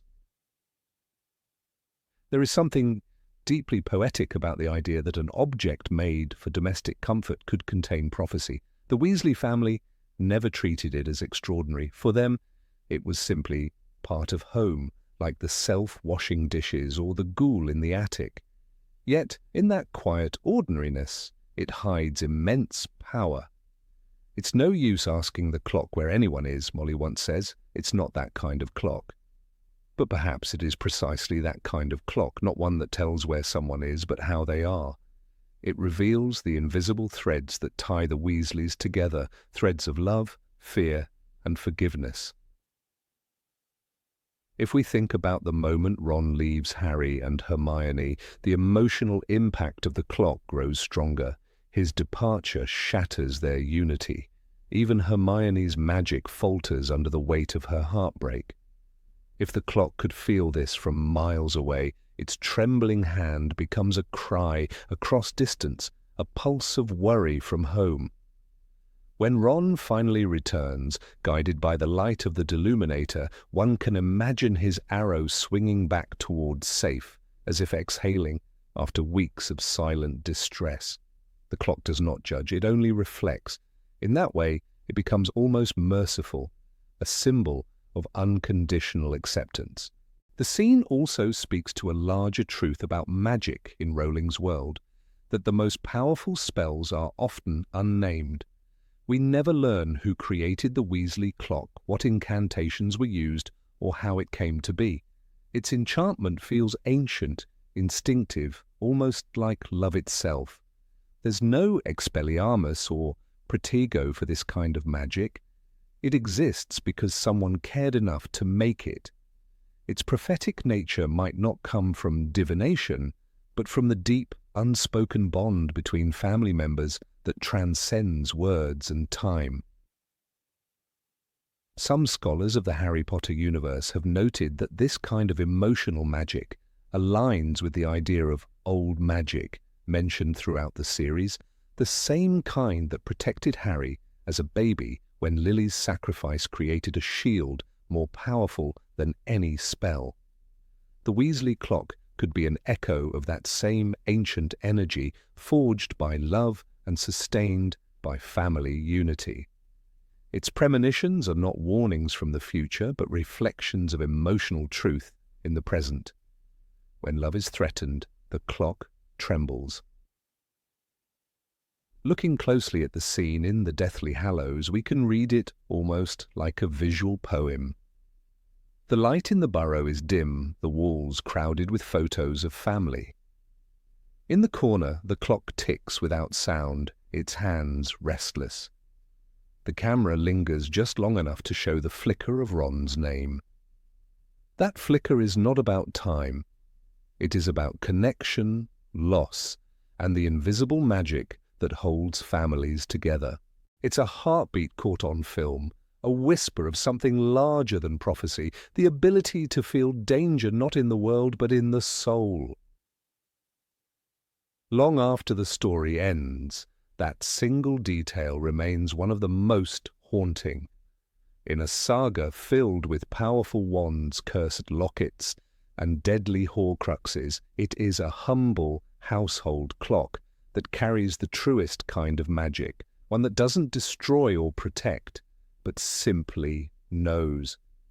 It knows when love is faltering, it knows when a heart is breaking, and in the briefest flicker of a golden arrow, it reminds us that even in a world of spells and enchantments, the deepest power of all is the bond between those we call family. Number 20. The voice no one heard.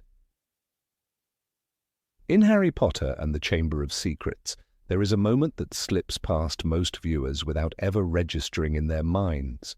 It's a whisper buried deep within the cold stones of Hogwarts, a sound that only Harry seems to hear.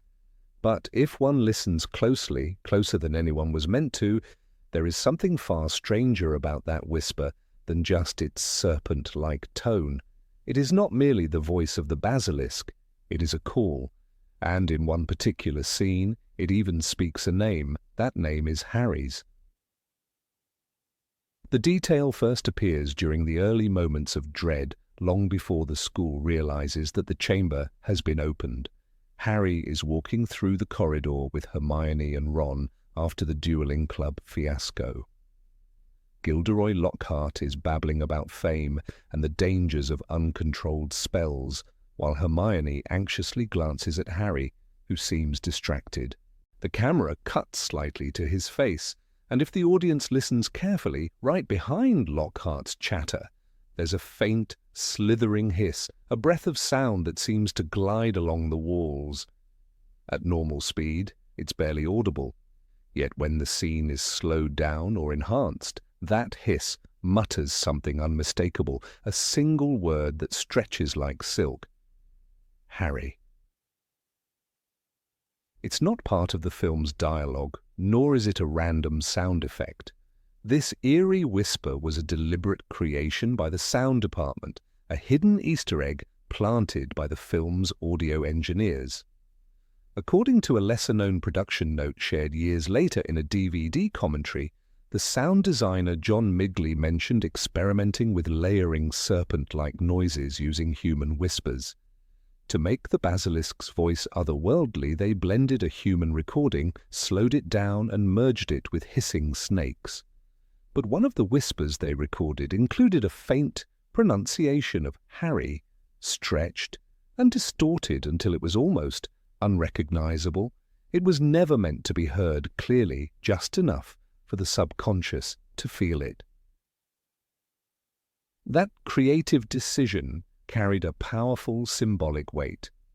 J.K. Rowling had already described in the book that Harry's connection with snakes was more than magical. It was spiritual. He heard it before he saw it, a soft, hissing voice that seemed to move along the walls, Rowling wrote. Only Harry could hear the creature's thoughts, and that ability isolated him even from his closest friends. The filmmakers, in their own way, turned that literary element into sound. The whisper became a private link between the boy and the monster, one that even Hermione, standing just beside him, couldn't perceive. When the scene with Lockhart and Hermione takes place, no one reacts to the noise. Lockhart keeps boasting about his past adventures. Hermione focuses on Harry's expression, but Harry's eyes flicker just for a moment as if something cold had brushed his mind. The sound fades instantly, leaving only the echo of Lockhart's voice. To the casual viewer, it's nothing unusual, but to those who re-watch the film carefully, especially with headphones or enhanced audio, that moment feels almost sentient, like the basilisk knows who it's hunting long before it strikes. It adds an unnerving layer to the story's tension. In the book, Rowling describes the voice as whispering words such as kill, kill, in a voice that slid through the air, chill and cold. It's a haunting image, but the film's choice to insert Harry's name within that same tone changes everything. The monster isn't just speaking to itself, it's speaking to him. That decision transforms the basilisk from a mindless weapon of Slytherin's heir into a creature aware of its target, a hunter taunting its prey. The psychological effect of that detail is remarkable. Even though the audience doesn't consciously register the name, it deepens the unease of the moment. When Harry tilts his head slightly, trying to understand where the sound comes from, the viewer feels that confusion without realizing why. The subconscious mind catches the faint syllables of his name and senses danger. This is one of the oldest cinematic techniques for building suspense, planting sound cues that the viewer cannot fully interpret but instinctively feels. Later in the film, when Harry finally faces the basilisk in the chamber itself, that whispered connection reaches its climax. As he walks through the serpentine tunnels and hears the creature's voice echo from all directions, the earlier whispers gain meaning. What seemed like random noises were actually the basilisk calling to him, tracing his steps through the walls. The visual symbolism, Harry surrounded by stone serpents and ancient pipes, matches perfectly with the auditory symbolism of a voice that has always known his name. It also strengthens the mythic dimension of the story.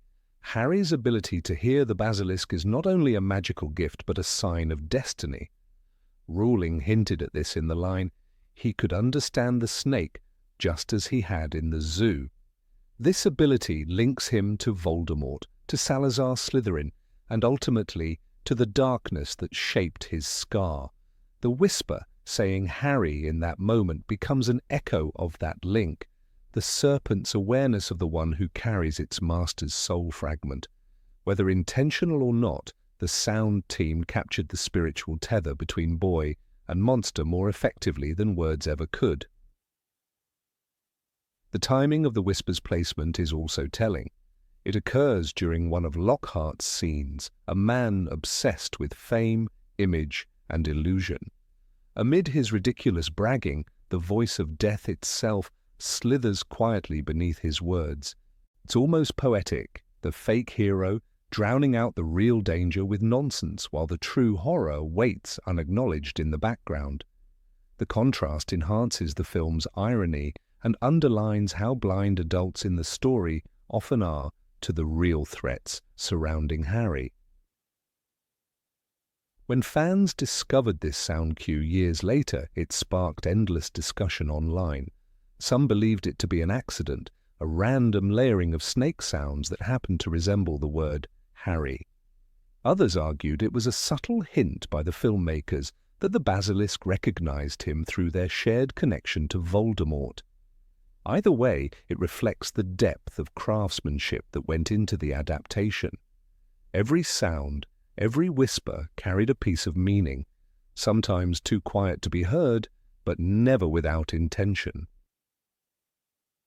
This minor auditory detail also fits beautifully with the theme of voices throughout the series, from the Sorting Hat's whispered judgment, "You could be great, you know," to the echoing calls of Voldemort in Harry's dreams. Sound and language constantly define who Harry is. He is a boy caught between worlds, hearing voices others cannot. That gift isolates him, but also gives him insight. The basilisk's whisper becomes part of that pattern, the world speaking to him in tongues no one else can understand. It's also worth noting how the film visually reinforces this unseen sound. The moment the whisper occurs, the camera slightly shifts focus, blurring Lockhart and Hermione while sharpening Harry's profile. The light flickers across his scar, and the corridor's shadows stretch behind him like the coils of a snake. Even without realizing it, the viewer's eye and ear align on Harry as the focal point of the supernatural. It's subtle filmmaking at its finest, using sound and image to convey a connection that words never spell out. In retrospect, this hidden whisper feels like a small prophecy. It foreshadows Harry's destiny as the one marked by the serpent, the boy bound to face the heir of Slytherin not just through battle, but through shared understanding. When Dumbledore later tells him, "It is our choices, Harry, that show what we truly are, far more than our abilities," that line carries more meaning after noticing the whisper. The voice of the basilisk may call his name, but Harry's soul chooses a different path. Many years later, when fans revisit the Chamber of Secrets with adult eyes and sharper ears, they often describe this discovery as haunting. The idea that a voice, barely there, almost forgotten, was calling Harry by name long before the final confrontation adds a layer of destiny to the story's structure. It's the sound of fate breathing down his neck, hidden in plain hearing. And perhaps that is the truest magic of cinema, the ability to weave invisible threads between story and audience. Rowling gave Harry the gift of hearing what others could not. The filmmakers, in turn, gave the audience that same experience. We too hear something that no one else does. The whisper behind Lockhart's foolish words becomes a secret, shared only between Harry and us, the listeners who paid attention. It is as if the walls of Hogwarts themselves remember his name. That faint Harry is not just a sound effect, it's a reminder that even in a world filled with noise of laughter, spells, and shouts, some truths hide in silence, and sometimes the most terrifying voice is the one nobody else can hear. Number 21, the Phoenix that always appears. In Harry Potter and the Order of the Phoenix, there's a moment that carries more meaning than it first appears. When Dumbledore vanishes from his office in front of Cornelius Fudge, leaving only a burst of light and the soft cry of Fawkes, most viewers see a spectacular escape. But that shimmering disappearance is not merely a special effect, it's a quiet echo of one of the series' most consistent visual symbols, the Phoenix. Throughout the films, the Phoenix isn't just Fawkes the bird, it's a shadow that follows Dumbledore, appearing in objects, art, and even the atmosphere of his surroundings. These recurring images were no accident. They represent Dumbledore's constant cycle of renewal, wisdom, and sacrifice, qualities that make him the living embodiment of the Phoenix itself. In Chamber of Secrets, the connection between Dumbledore and the Phoenix is made literal. Fawkes swoops into the chamber to save Harry, bringing healing tears and the sword of Gryffindor. "You must have shown me real loyalty down in the chamber. Nothing but that could have called Fawkes to you," Dumbledore tells Harry in the book. Yet, there's another layer beneath this moment. The very core of Harry's wand contains a phoenix. Feather, specifically a feather from Fawkes. This single detail ties Harry's magic to Dumbledore's world, binding them together through the symbolism of rebirth. Every time Harry casts a spell, a small part of the Phoenix's essence, of Dumbledore's guiding spirit, flickers to life. The filmmakers seem to understand this bond deeply. In the Chamber of Secrets movie, even when Fawkes isn't on screen, the office where Dumbledore works is filled with Phoenix imagery. Warm reds and golds, and the faint glow of firelight reflecting off polished brass. The set design itself becomes an extension of Fawkes's spirit. Behind Dumbledore's calm, wise demeanour, the Phoenix's presence lingers like a silent reminder that destruction and renewal are inseparable. Every flame in his office seems to breathe. Every time the camera pans across his desk, there's an impression that something ancient and powerful has just taken flight. When The Prisoner of Azkaban arrived, the tone of the series shifted into something darker and more mature. Yet, even in this moodier atmosphere, the Phoenix's symbolism didn't fade. In one scene, Dumbledore stands by the window of the Great Hall, bathed in candlelight that flickers like the wings of fire. Though Fawkes himself doesn't appear, the colours of the frame, deep orange and gold, mirror the bird's plumage. Alfonso Cuarón's cinematography reinforces Dumbledore's role as a keeper of light amid encroaching darkness. The Phoenix is there not as a creature, but as a feeling, a subtle warmth that surrounds him when hope seems dimmest. By the time of Goblet of Fire, Dumbledore's burden has grown heavier, and yet the Phoenix symbolism becomes even more deliberate. Inside his circular office, an ornate tapestry depicting a blazing bird hangs behind him. It appears only for a few seconds, often unnoticed by casual viewers, but its placement is telling. It hovers above Dumbledore's chair as though watching over him. During the chaos following Cedric Diggory's death, when Dumbledore speaks to the grieving students, the same tapestry can be glimpsed again in the background, faintly illuminated. The filmmakers are whispering through imagery. Dumbledore's compassion and his endurance come from the same eternal source as the Phoenix's fire.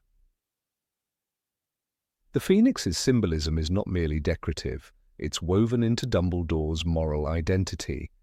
The Phoenix rises from its ashes, reborn through pain and flame. Dumbledore, too, is a man reborn from guilt and tragedy. Readers of Harry Potter and the Deathly Hallows later learn of his youthful mistakes, the friendship with Gellert Grindelwald, the death of his sister Ariana, and the burden of secrets he carries into old age. "I was gifted. I was brilliant. I wanted to escape. I wanted to shine," Dumbledore confesses in the book. But through the course of his life, he transforms that destructive fire into something purer. Like the phoenix, he burns, he learns, and he rises again.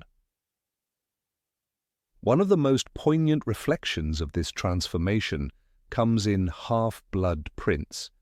The film subtly reinforces the cycle of death and renewal surrounding Dumbledore. His office now feels colder, more metallic, yet still touched by golden hues.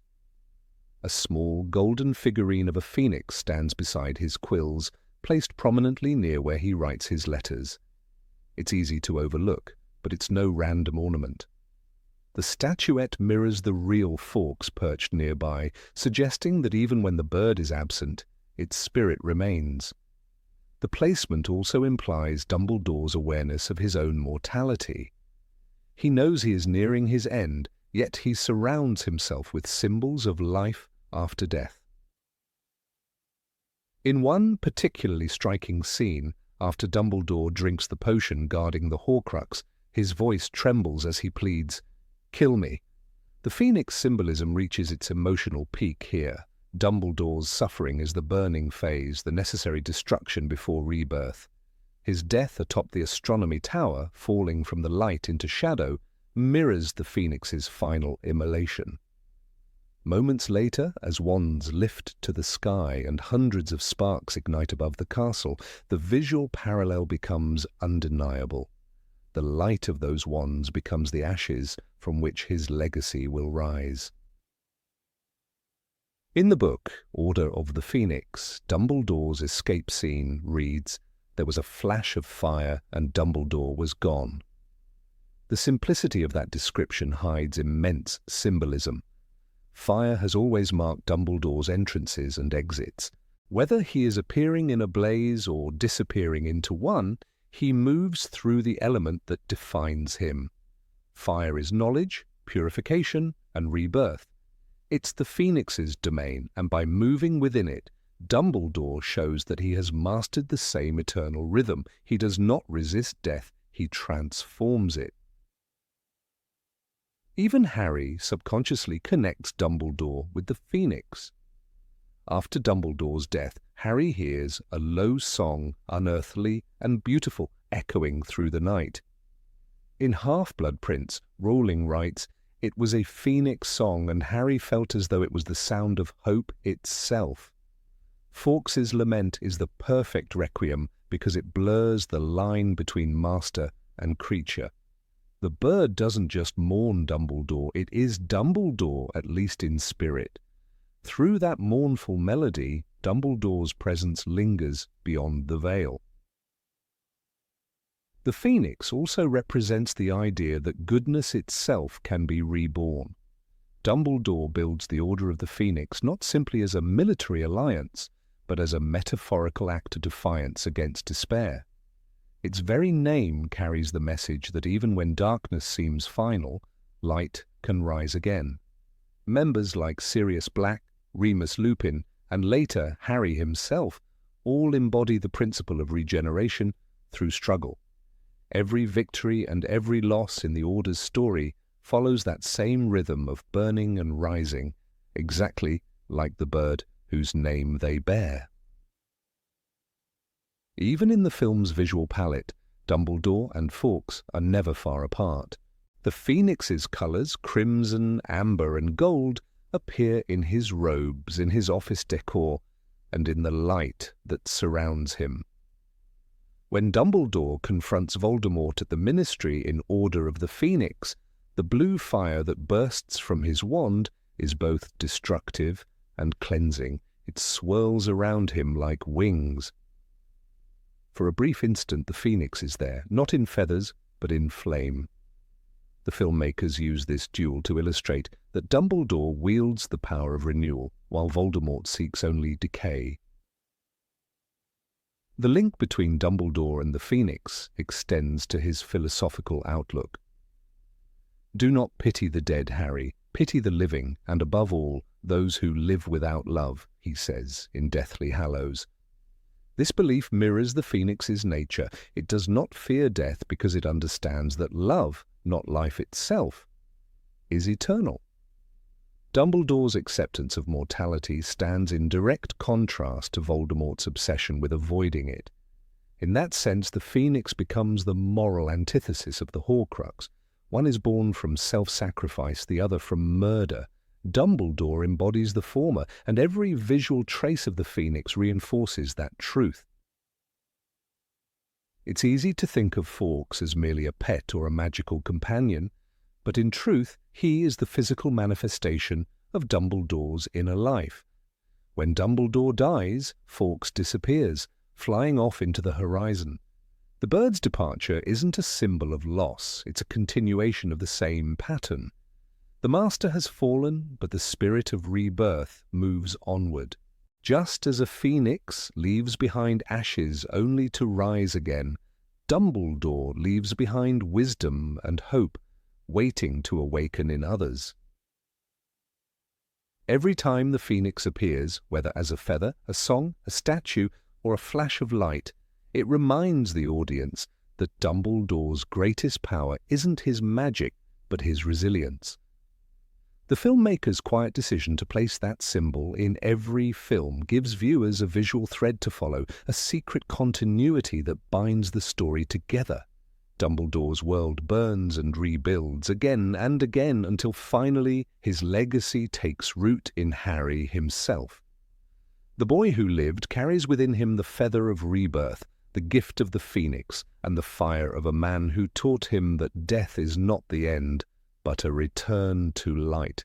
Number 22, The Invisible Bench in Hogsmeade. In the snow-covered streets of Hogsmeade, where the scent of butterbeer drifts through the air and laughter echoes from the three broomsticks, there is a small, easily overlooked moment in Harry Potter and the Prisoner of Azkaban that few fans ever notice. When Harry, Ron, and Hermione walk past Honeydukes, the cheerful candy shop filled with chocolate frogs and exploding bonbons, a wooden bench stands near the entrance. At first glance, it seems like any other piece of set decoration, an ordinary bench in a winter village, but the snow tells a different story. The ground around it is disturbed, the white powder pressed down in a way that suggests someone, or something, has been sitting there. Yet the bench itself is empty. The camera lingers just long enough for the sharp-eyed viewer to catch the detail before the trio disappears around the corner. This small, haunting image didn't happen by accident. Director Alfonso Cuarón, known for weaving atmosphere and symbolism into every frame, confirmed years later that the invisible bench was intentional. It wasn't a continuity error or a forgotten prop. It was a deliberate touch meant to evoke the ghostly layers that always seem to linger around Hogwarts and its neighbouring village. In interviews, Cuarón described it as a presence that's there, watching, something neither good nor evil, just part of the magical world. It's a fitting choice for a film that constantly blurs the boundary between the seen and unseen. The Prisoner of Azkaban is, after all, a story about what hides in shadows, animagi, dementors, secrets, and misunderstood truths. The invisible sitter becomes a quiet symbol of what Cuarón brought to the series. Unlike the first two films, which presented magic with a childlike wonder, his interpretation added depth and mystery. The unseen figure near Honeydukes reminds us that the wizarding world is alive beyond the characters we follow. It's a world where benches can remember the weight of unseen visitors, where footsteps appear without owners, and where whispers float through the cold air, like ghosts. Whether that presence is a Hogwarts student experimenting with Harry's invisibility cloak, or perhaps the spectral gaze of someone long departed, like the Grey Lady or nearly headless Nick, it hardly matters. The true magic lies in the uncertainty. When you rewatch the scene knowing this, it changes everything. The laughter of the children and the brightness of the snow suddenly seem tinged with unease. the invisible bench becomes a quiet reminder that Hogsmeade, for all its charm, is still part of a world haunted by history. Just beyond those cobblestone streets lies the Shrieking Shack, the most haunted building in Britain. The ghosts of the past, literally and figuratively, walk beside the living. Sirius Black himself is wandering the village in his animagus form, unseen yet present. The film subtly reflects this theme at every turn. That empty bench isn't empty at all. It's a mirror of Sirius's existence, there but unseen, misunderstood, waiting for the truth to surface. Cuarón's filmmaking is full of these symbolic echoes. Every visual choice in The Prisoner of Azkaban tells a story beyond the dialogue. The moving shadows, the constant use of reflections in glass, and the sense that the castle itself is watching the students all add to the feeling that magic is not just performed, it's alive. The invisible bench becomes an extension of that language. It's as though Hogwarts and its surroundings have their own consciousness, aware of every step the children take. In that world, even a bench can keep secrets. Some fans believe the unseen figure was meant to represent a specific person. The most popular theory suggests it could be Remus Lupin keeping watch over his students from afar.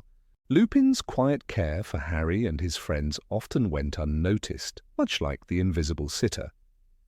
Others argue it was meant to hint at James Potter's spirit, always protecting his son.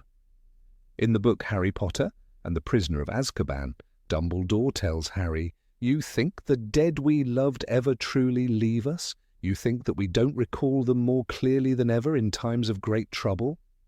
Perhaps that line resonates here. The snow, pressed down by unseen weight, could be the trace of love that refuses to fade. It's also possible that Cuarón wanted to create the sensation of being observed. Throughout the film, Harry is constantly watched by the Marauder's map, by the Dementors circling above, by the eyes in portraits, and even by his own reflection in the glass of the Shrieking Shack. The invisible presence near Honeydukes fits perfectly into this pattern. It reminds us that Harry's life is never private, that magic has its own gaze. In the wizarding world, nothing happens without being witnessed, even by forces beyond comprehension. This invisible watcher also speaks to one of the most powerful motifs in the series, the unseen forces that shape destiny. Whether it's fate, love, or memory, Rowling's world is full of presences that cannot be seen but guide events nonetheless. The bench in Hogsmeade becomes a physical manifestation of that theme. Something or someone is there, quietly shaping the scene, unseen but undeniably real. It's a visual whisper, a cinematic reminder of the invisible threads that connect everything in the wizarding world. The artistry behind this detail lies in how understated it is. There's no flash of light, no soundtrack cue to draw attention to it.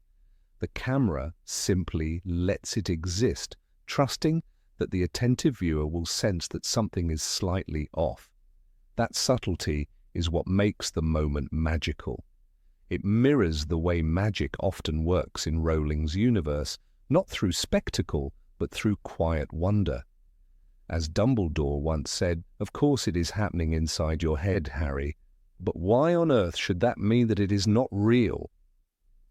The invisible bench becomes a small act of faith for the viewer, an invitation to believe in what can't be seen. If you pause the scene and look closely, the snow indentation is undeniable. The film crew took care to make the pattern look natural, as if someone had been sitting there for a while, perhaps watching the trio pass by. It's not a random footprint or a trick of light, it's deliberate. The snow around the legs of the bench is slightly disturbed, suggesting motion. Whoever was there might have shifted or stood up moments before the camera arrived. That attention to physical detail grounds the fantasy in reality, giving the illusion of depth to the magical world. Quaron's decision to add such touches was part of his broader vision to make Hogwarts and its surroundings feel like a living, breathing place. In his version, even the weather seems to respond to emotion. The cold wind outside mirrors the tension in Harry's heart as he grapples with betrayal and loss. The invisible bench fits seamlessly into this emotional landscape. It's a silent echo of absence, the physical mark of what can't be seen but deeply felt. It's easy to miss such a detail when the story is moving fast, but once noticed, it lingers. It changes how one views the entire sequence. The bustling Hogsmeade crowd suddenly feels like a stage where invisible actors are moving just out of sight. Magic in Quaron's world isn't only in spells and wands. It's in the spaces between moments, in the shadows that the camera barely captures. The bench is one of those spaces, a pocket of mystery preserved within a scene of cheerful normality. Even decades after the film's release, fans continue to debate what the invisible bench means. Some see it as a clever Easter egg, a playful nod to the idea that the world of Hogwarts never sleeps. Others interpret it as something more profound, a visual metaphor for memory and the unseen ties between the living and the dead. In either case, it reflects the enduring appeal of Harry Potter, the sense that the magic is always there, waiting to be noticed by those who look closely enough. Rewatching the film with this in mind can transform even the smallest details. The snow becomes a storyteller. The wind carries whispers. The invisible bench turns a simple village street into a haunted crossroads between worlds. It reminds the audience that not everything in Harry's life is visible or explainable. Sometimes the most meaningful presences are the ones we cannot see, like the parents he lost, the mentors who guide him from afar, or the invisible hand of destiny that leads him forward. In that quiet Hogsmeade afternoon, surrounded by laughter and sugar-dusted windows, the invisible bench stands as a moment of stillness, a breath between adventures. It's one of those cinematic secrets that rewards the observant. What sits there, ghost, guardian, or echo, will never be known. And perhaps that's the point. Magic, after all, thrives on what we cannot explain. Number 23, Hermione's book with a hidden inscription. In Harry Potter and the Half-Blood Prince, there is a quiet moment that easily slips by unnoticed, a scene buried among the potions, heartbreak, and the encroaching shadow of war. Hermione Granger, always carrying more books than anyone else, walks through the corridors of Hogwarts with a heavy, leather-bound volume in her arms, advanced spellwork. To most viewers, it is simply another one of her beloved textbooks. But on the cover, for a fraction of a second, there is something more. An engraving in Latin, almost invisible unless one looks closely. Sapientia et virtus, wisdom and virtue. It's a detail that lasts less than a second, but it reveals more about Hermione's inner world than any spoken line could. The phrase itself is ancient and elegant, a kind of whisper from another era. Sapientia et virtus. It feels like something that might have been carved above the doors of the great libraries of Alexandria, or written on the gates of the magical academies of old. But in the context of Hogwarts, it carries a far deeper meaning. The motto belongs to Ravenclaw House, the faculty founded by Rowena Ravenclaw, the witch who believed that wit beyond measure is man's greatest treasure. It is a line every fan knows, engraved in blue and bronze upon the Ravenclaw crest.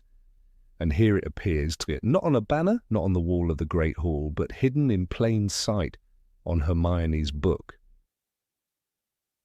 It's almost like the set designers left a coded message for the most attentive of viewers, a secret left between frames. When J.K. Rowling first introduced Hermione in The Philosopher's Stone, she described her as the cleverest witch of her age. But beneath that cleverness was something else, a fierce sense of morality. She was not simply intelligent, she wanted to use her knowledge to make the world better. That is what Sapientia et Virtus captures, the marriage of intellect and moral purpose, wisdom and virtue. It is not the Gryffindor's bravery that defines her most, but rather this fusion of thought and goodness. In many ways, it's a statement of who Hermione truly is, a Ravenclaw heart beating beneath Gryffindor colours. The decision to add that phrase to her book was not random. Set designers for The Half-Blood Prince, led by Stephen E. McMillan and Stuart Craig, were known for layering the films with subtle visual storytelling. Every parchment, poster and painting in Hogwarts had meaning. The Latin engraving was one of those small acts of world-building that rewards the observant eye. If you watch the library scene in high definition, the words are faintly visible in gold on the cover of advanced spellwork. They shimmer just for a moment as Hermione adjusts the book under her arm, light catching on the letters before fading again. It's a blink-and-you-miss-it moment, but one that changes how we see her. Hermione was never defined purely by bravery. In fact, Rowling hinted in interviews that the Sorting Hat deliberated for a long time before placing her in Gryffindor. The Sorting Hat spent nearly 4 minutes trying to decide between Ravenclaw and Gryffindor, Rowling once said. The choice was not easy, and that internal debate has always fascinated fans. Was Hermione truly meant for Gryffindor, or was she, at her core, a Ravenclaw who learned to act with a lion's heart? The hidden inscription seems to suggest that the filmmakers themselves leaned toward the latter, that her intellectual loyalty was never to the sword, but to the scroll. In The Half-Blood Prince, Hermione's relationship with knowledge changes. She is no longer the overachieving schoolgirl eager for approval. Her studies become something darker, more personal. There is an unease to the way she reads now, an awareness that knowledge can be dangerous, that it can destroy as much as it can enlighten. She carries advanced spellwork everywhere, as if it were a shield. The book's Latin motto feels like a moral compass in an increasingly chaotic world, a reminder to hold on to virtue even when wisdom reveals painful truths. The war is coming, and even Hermione, the eternal student, knows that knowledge will soon have consequences. When Dumbledore tells Harry, "It is our choices, Harry, that show what we truly are, far more than our abilities," it feels almost as though he is speaking about Hermione too. She has the abilities of a Ravenclaw, but the choices of a Gryffindor. The inscription Sapientia et Virtus echoes this very idea, the harmony of thought and action, intellect and courage. It's not just decorative Latin, it's a symbolic mirror of her journey. Throughout the series, Hermione never sacrifices her integrity for power, never lets knowledge turn her cold. Even in moments of fear, from the Polyjuice potion to the fight at the Department of Mysteries, her wisdom always walks hand in hand with compassion. The placement of the phrase on advanced spellwork is also significant. That particular book never appears in Rowling's novels. It was invented for the film just as the inscription was, but it fits her perfectly. In the world of Half-Blood Prince, magic has evolved from childlike wonder to adult complexity. The spells are no longer harmless, they can scar, curse, or kill. Hermione's choice of reading material reflects that maturity. "Knowledge is power," she once reminded Ron. But in this 6th film, knowledge becomes weight. It's telling that the very motto of Ravenclaw now rests upon a book about advanced spellwork, the kind of wisdom that demands virtue to use responsibly. In a broader sense, the phrase also ties Hermione's journey to Hogwarts itself. The school's founders valued different virtues: courage, loyalty, ambition, and intellect. But they all sought to nurture balance. Sapientia et virtus is balance embodied. It reminds us that wisdom without virtue becomes manipulation, and virtue without wisdom becomes blindness. In Hermione, both coexist. She embodies what Hogwarts was meant to produce: a wizard or witch who understands before they act. In the chaos of adolescence and the darkness of Voldemort's return, she remains the one who still believes in the power of books, not as tools of dominance, but as instruments of good. There's a quiet poetry in imagining Hermione walking through the dim corridors of Hogwarts, clutching her book with that hidden inscription. She doesn't flaunt her intellect, she lives by it. The faint gold lettering, barely perceptible on the brown cover, feels like a secret blessing, something meant only for her. It's as though the set designers understood that the truest wisdom doesn't shout, it whispers. Just like Hermione's strength often hides behind her modesty, so too does the motto hide behind the leather texture of a book most never noticed. Even in her dialogue throughout the sixth film, there's a subtle shift toward introspection. She is less eager to correct others and more reflective. When she says, "I suppose I'm just wondering whether it's worth it," all this, it's one of the first times we see her question the moral cost of knowledge. Sapientia et virtus becomes not just a decorative motto, but a quiet question, pulsing beneath her character arc. Can one remain virtuous while seeking wisdom in a world where knowledge itself is weaponized? Rowena Ravenclaw's ghost, the Grey Lady, would later tell Harry that her mother's diadem was inscribed with the words, "Wit beyond measure is man's greatest treasure." It's fascinating that this line, tied to the very heart of Ravenclaw philosophy, echoes the same ideals found on Hermione's book. The diadem was a relic of lost knowledge, twisted by Voldemort into a Horcrux. Hermione's book, on the other hand, is knowledge preserved, wisdom still pure, uncorrupted. In a symbolic sense, Hermione carries what Ravenclaw once created, but in a form that resists evil rather than inviting it. The irony is beautiful. Tom Riddle sought wisdom without virtue, and it destroyed him. Hermione sought both, and it saved her. When she destroyed the cup of Hufflepuff in Deathly Hallows, she did it not through brute strength, but through understanding and moral conviction. That is sapientia et virtus in action, the marriage of intellect and conscience. The inscription that once gleamed faintly on her book becomes, in retrospect, the quiet prophecy of her entire story. In film language, these small visual choices act like emotional anchors. They tether abstract ideas to concrete images. The advanced spellwork book, with its barely visible Latin phrase, is one of those anchors. It deepens our sense of who Hermione is without needing a single word of exposition.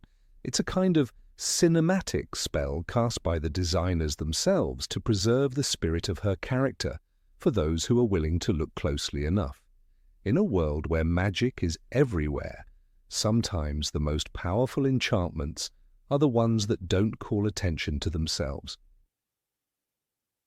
It's easy to imagine that somewhere in the depths of the Hogwarts library, there once existed a copy of advanced spellwork with that very motto carved into its cover, a relic from Ravenclaw's time, passed down through generations of scholars. Perhaps Hermione found it on a dusty shelf, drawn to it by instinct, not realizing that its motto mirrored her soul. She would have smiled at the Latin, traced the letters with her fingers, and whispered to herself what it meant: wisdom and virtue. Two words that, without her ever knowing, defined her destiny. And that is the true magic of this hidden detail. It's not about the Latin, nor the cleverness of the design. It's about the reflection it offers. That beneath the roaring bravery of Gryffindor, Hermione Granger was, and always would be, a child of Ravenclaw in spirit. The inscription is a ghost of another possibility, a glimpse of what might have been if the sorting hat had tilted ever so slightly in the other direction.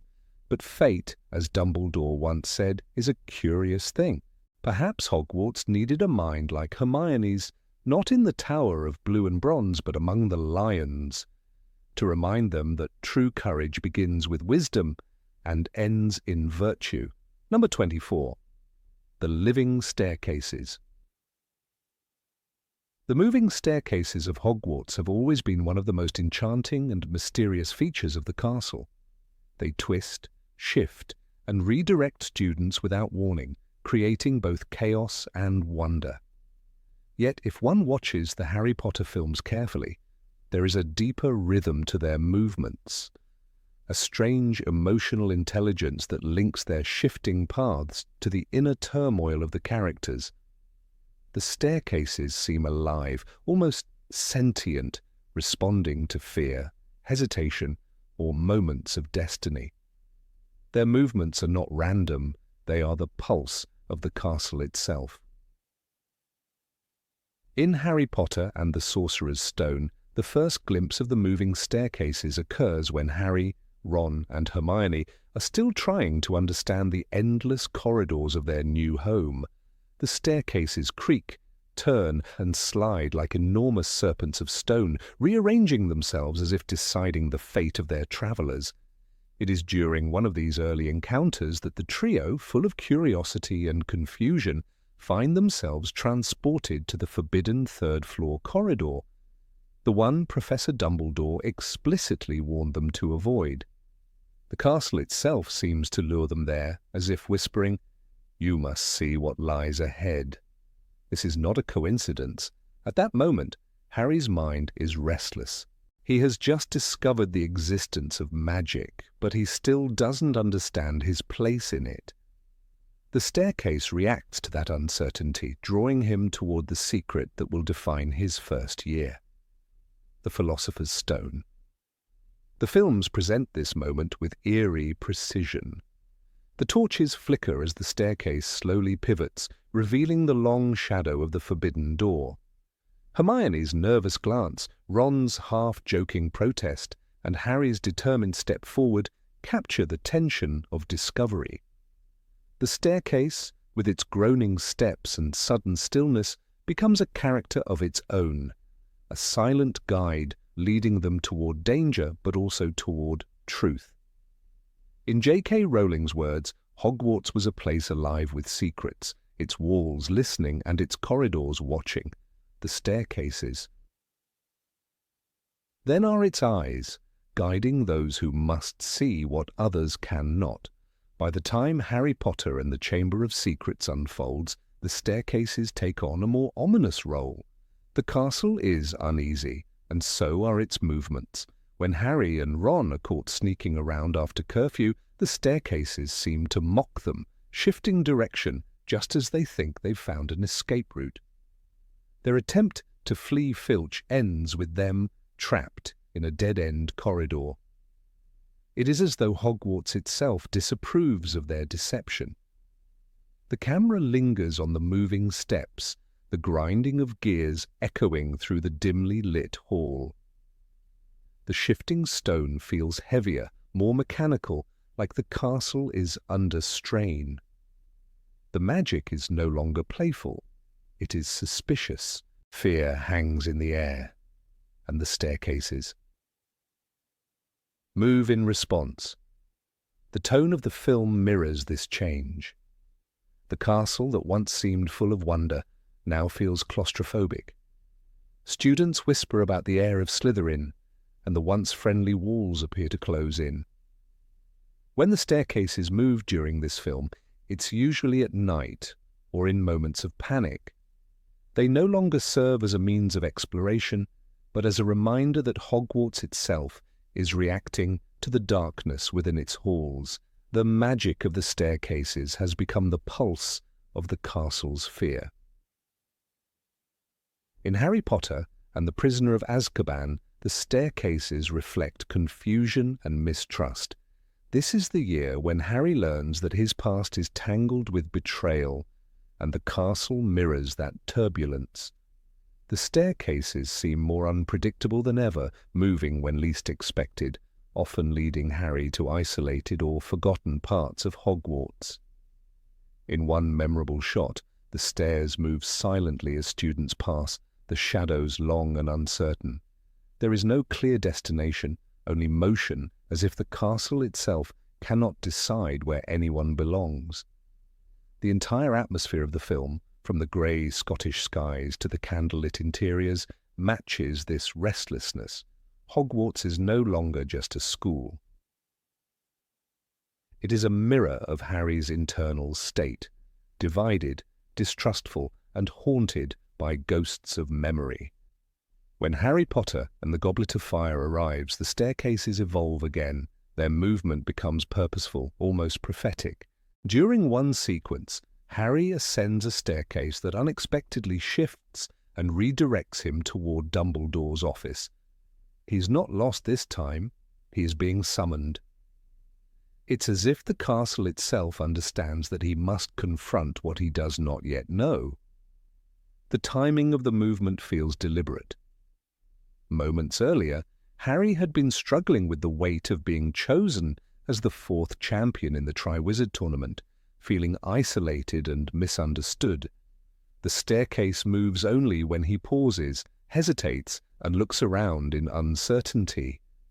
The symbolism is clear. When Harry doubts himself, the castle intervenes. The staircases become the invisible hand of destiny, steering him toward the mentor who can guide him.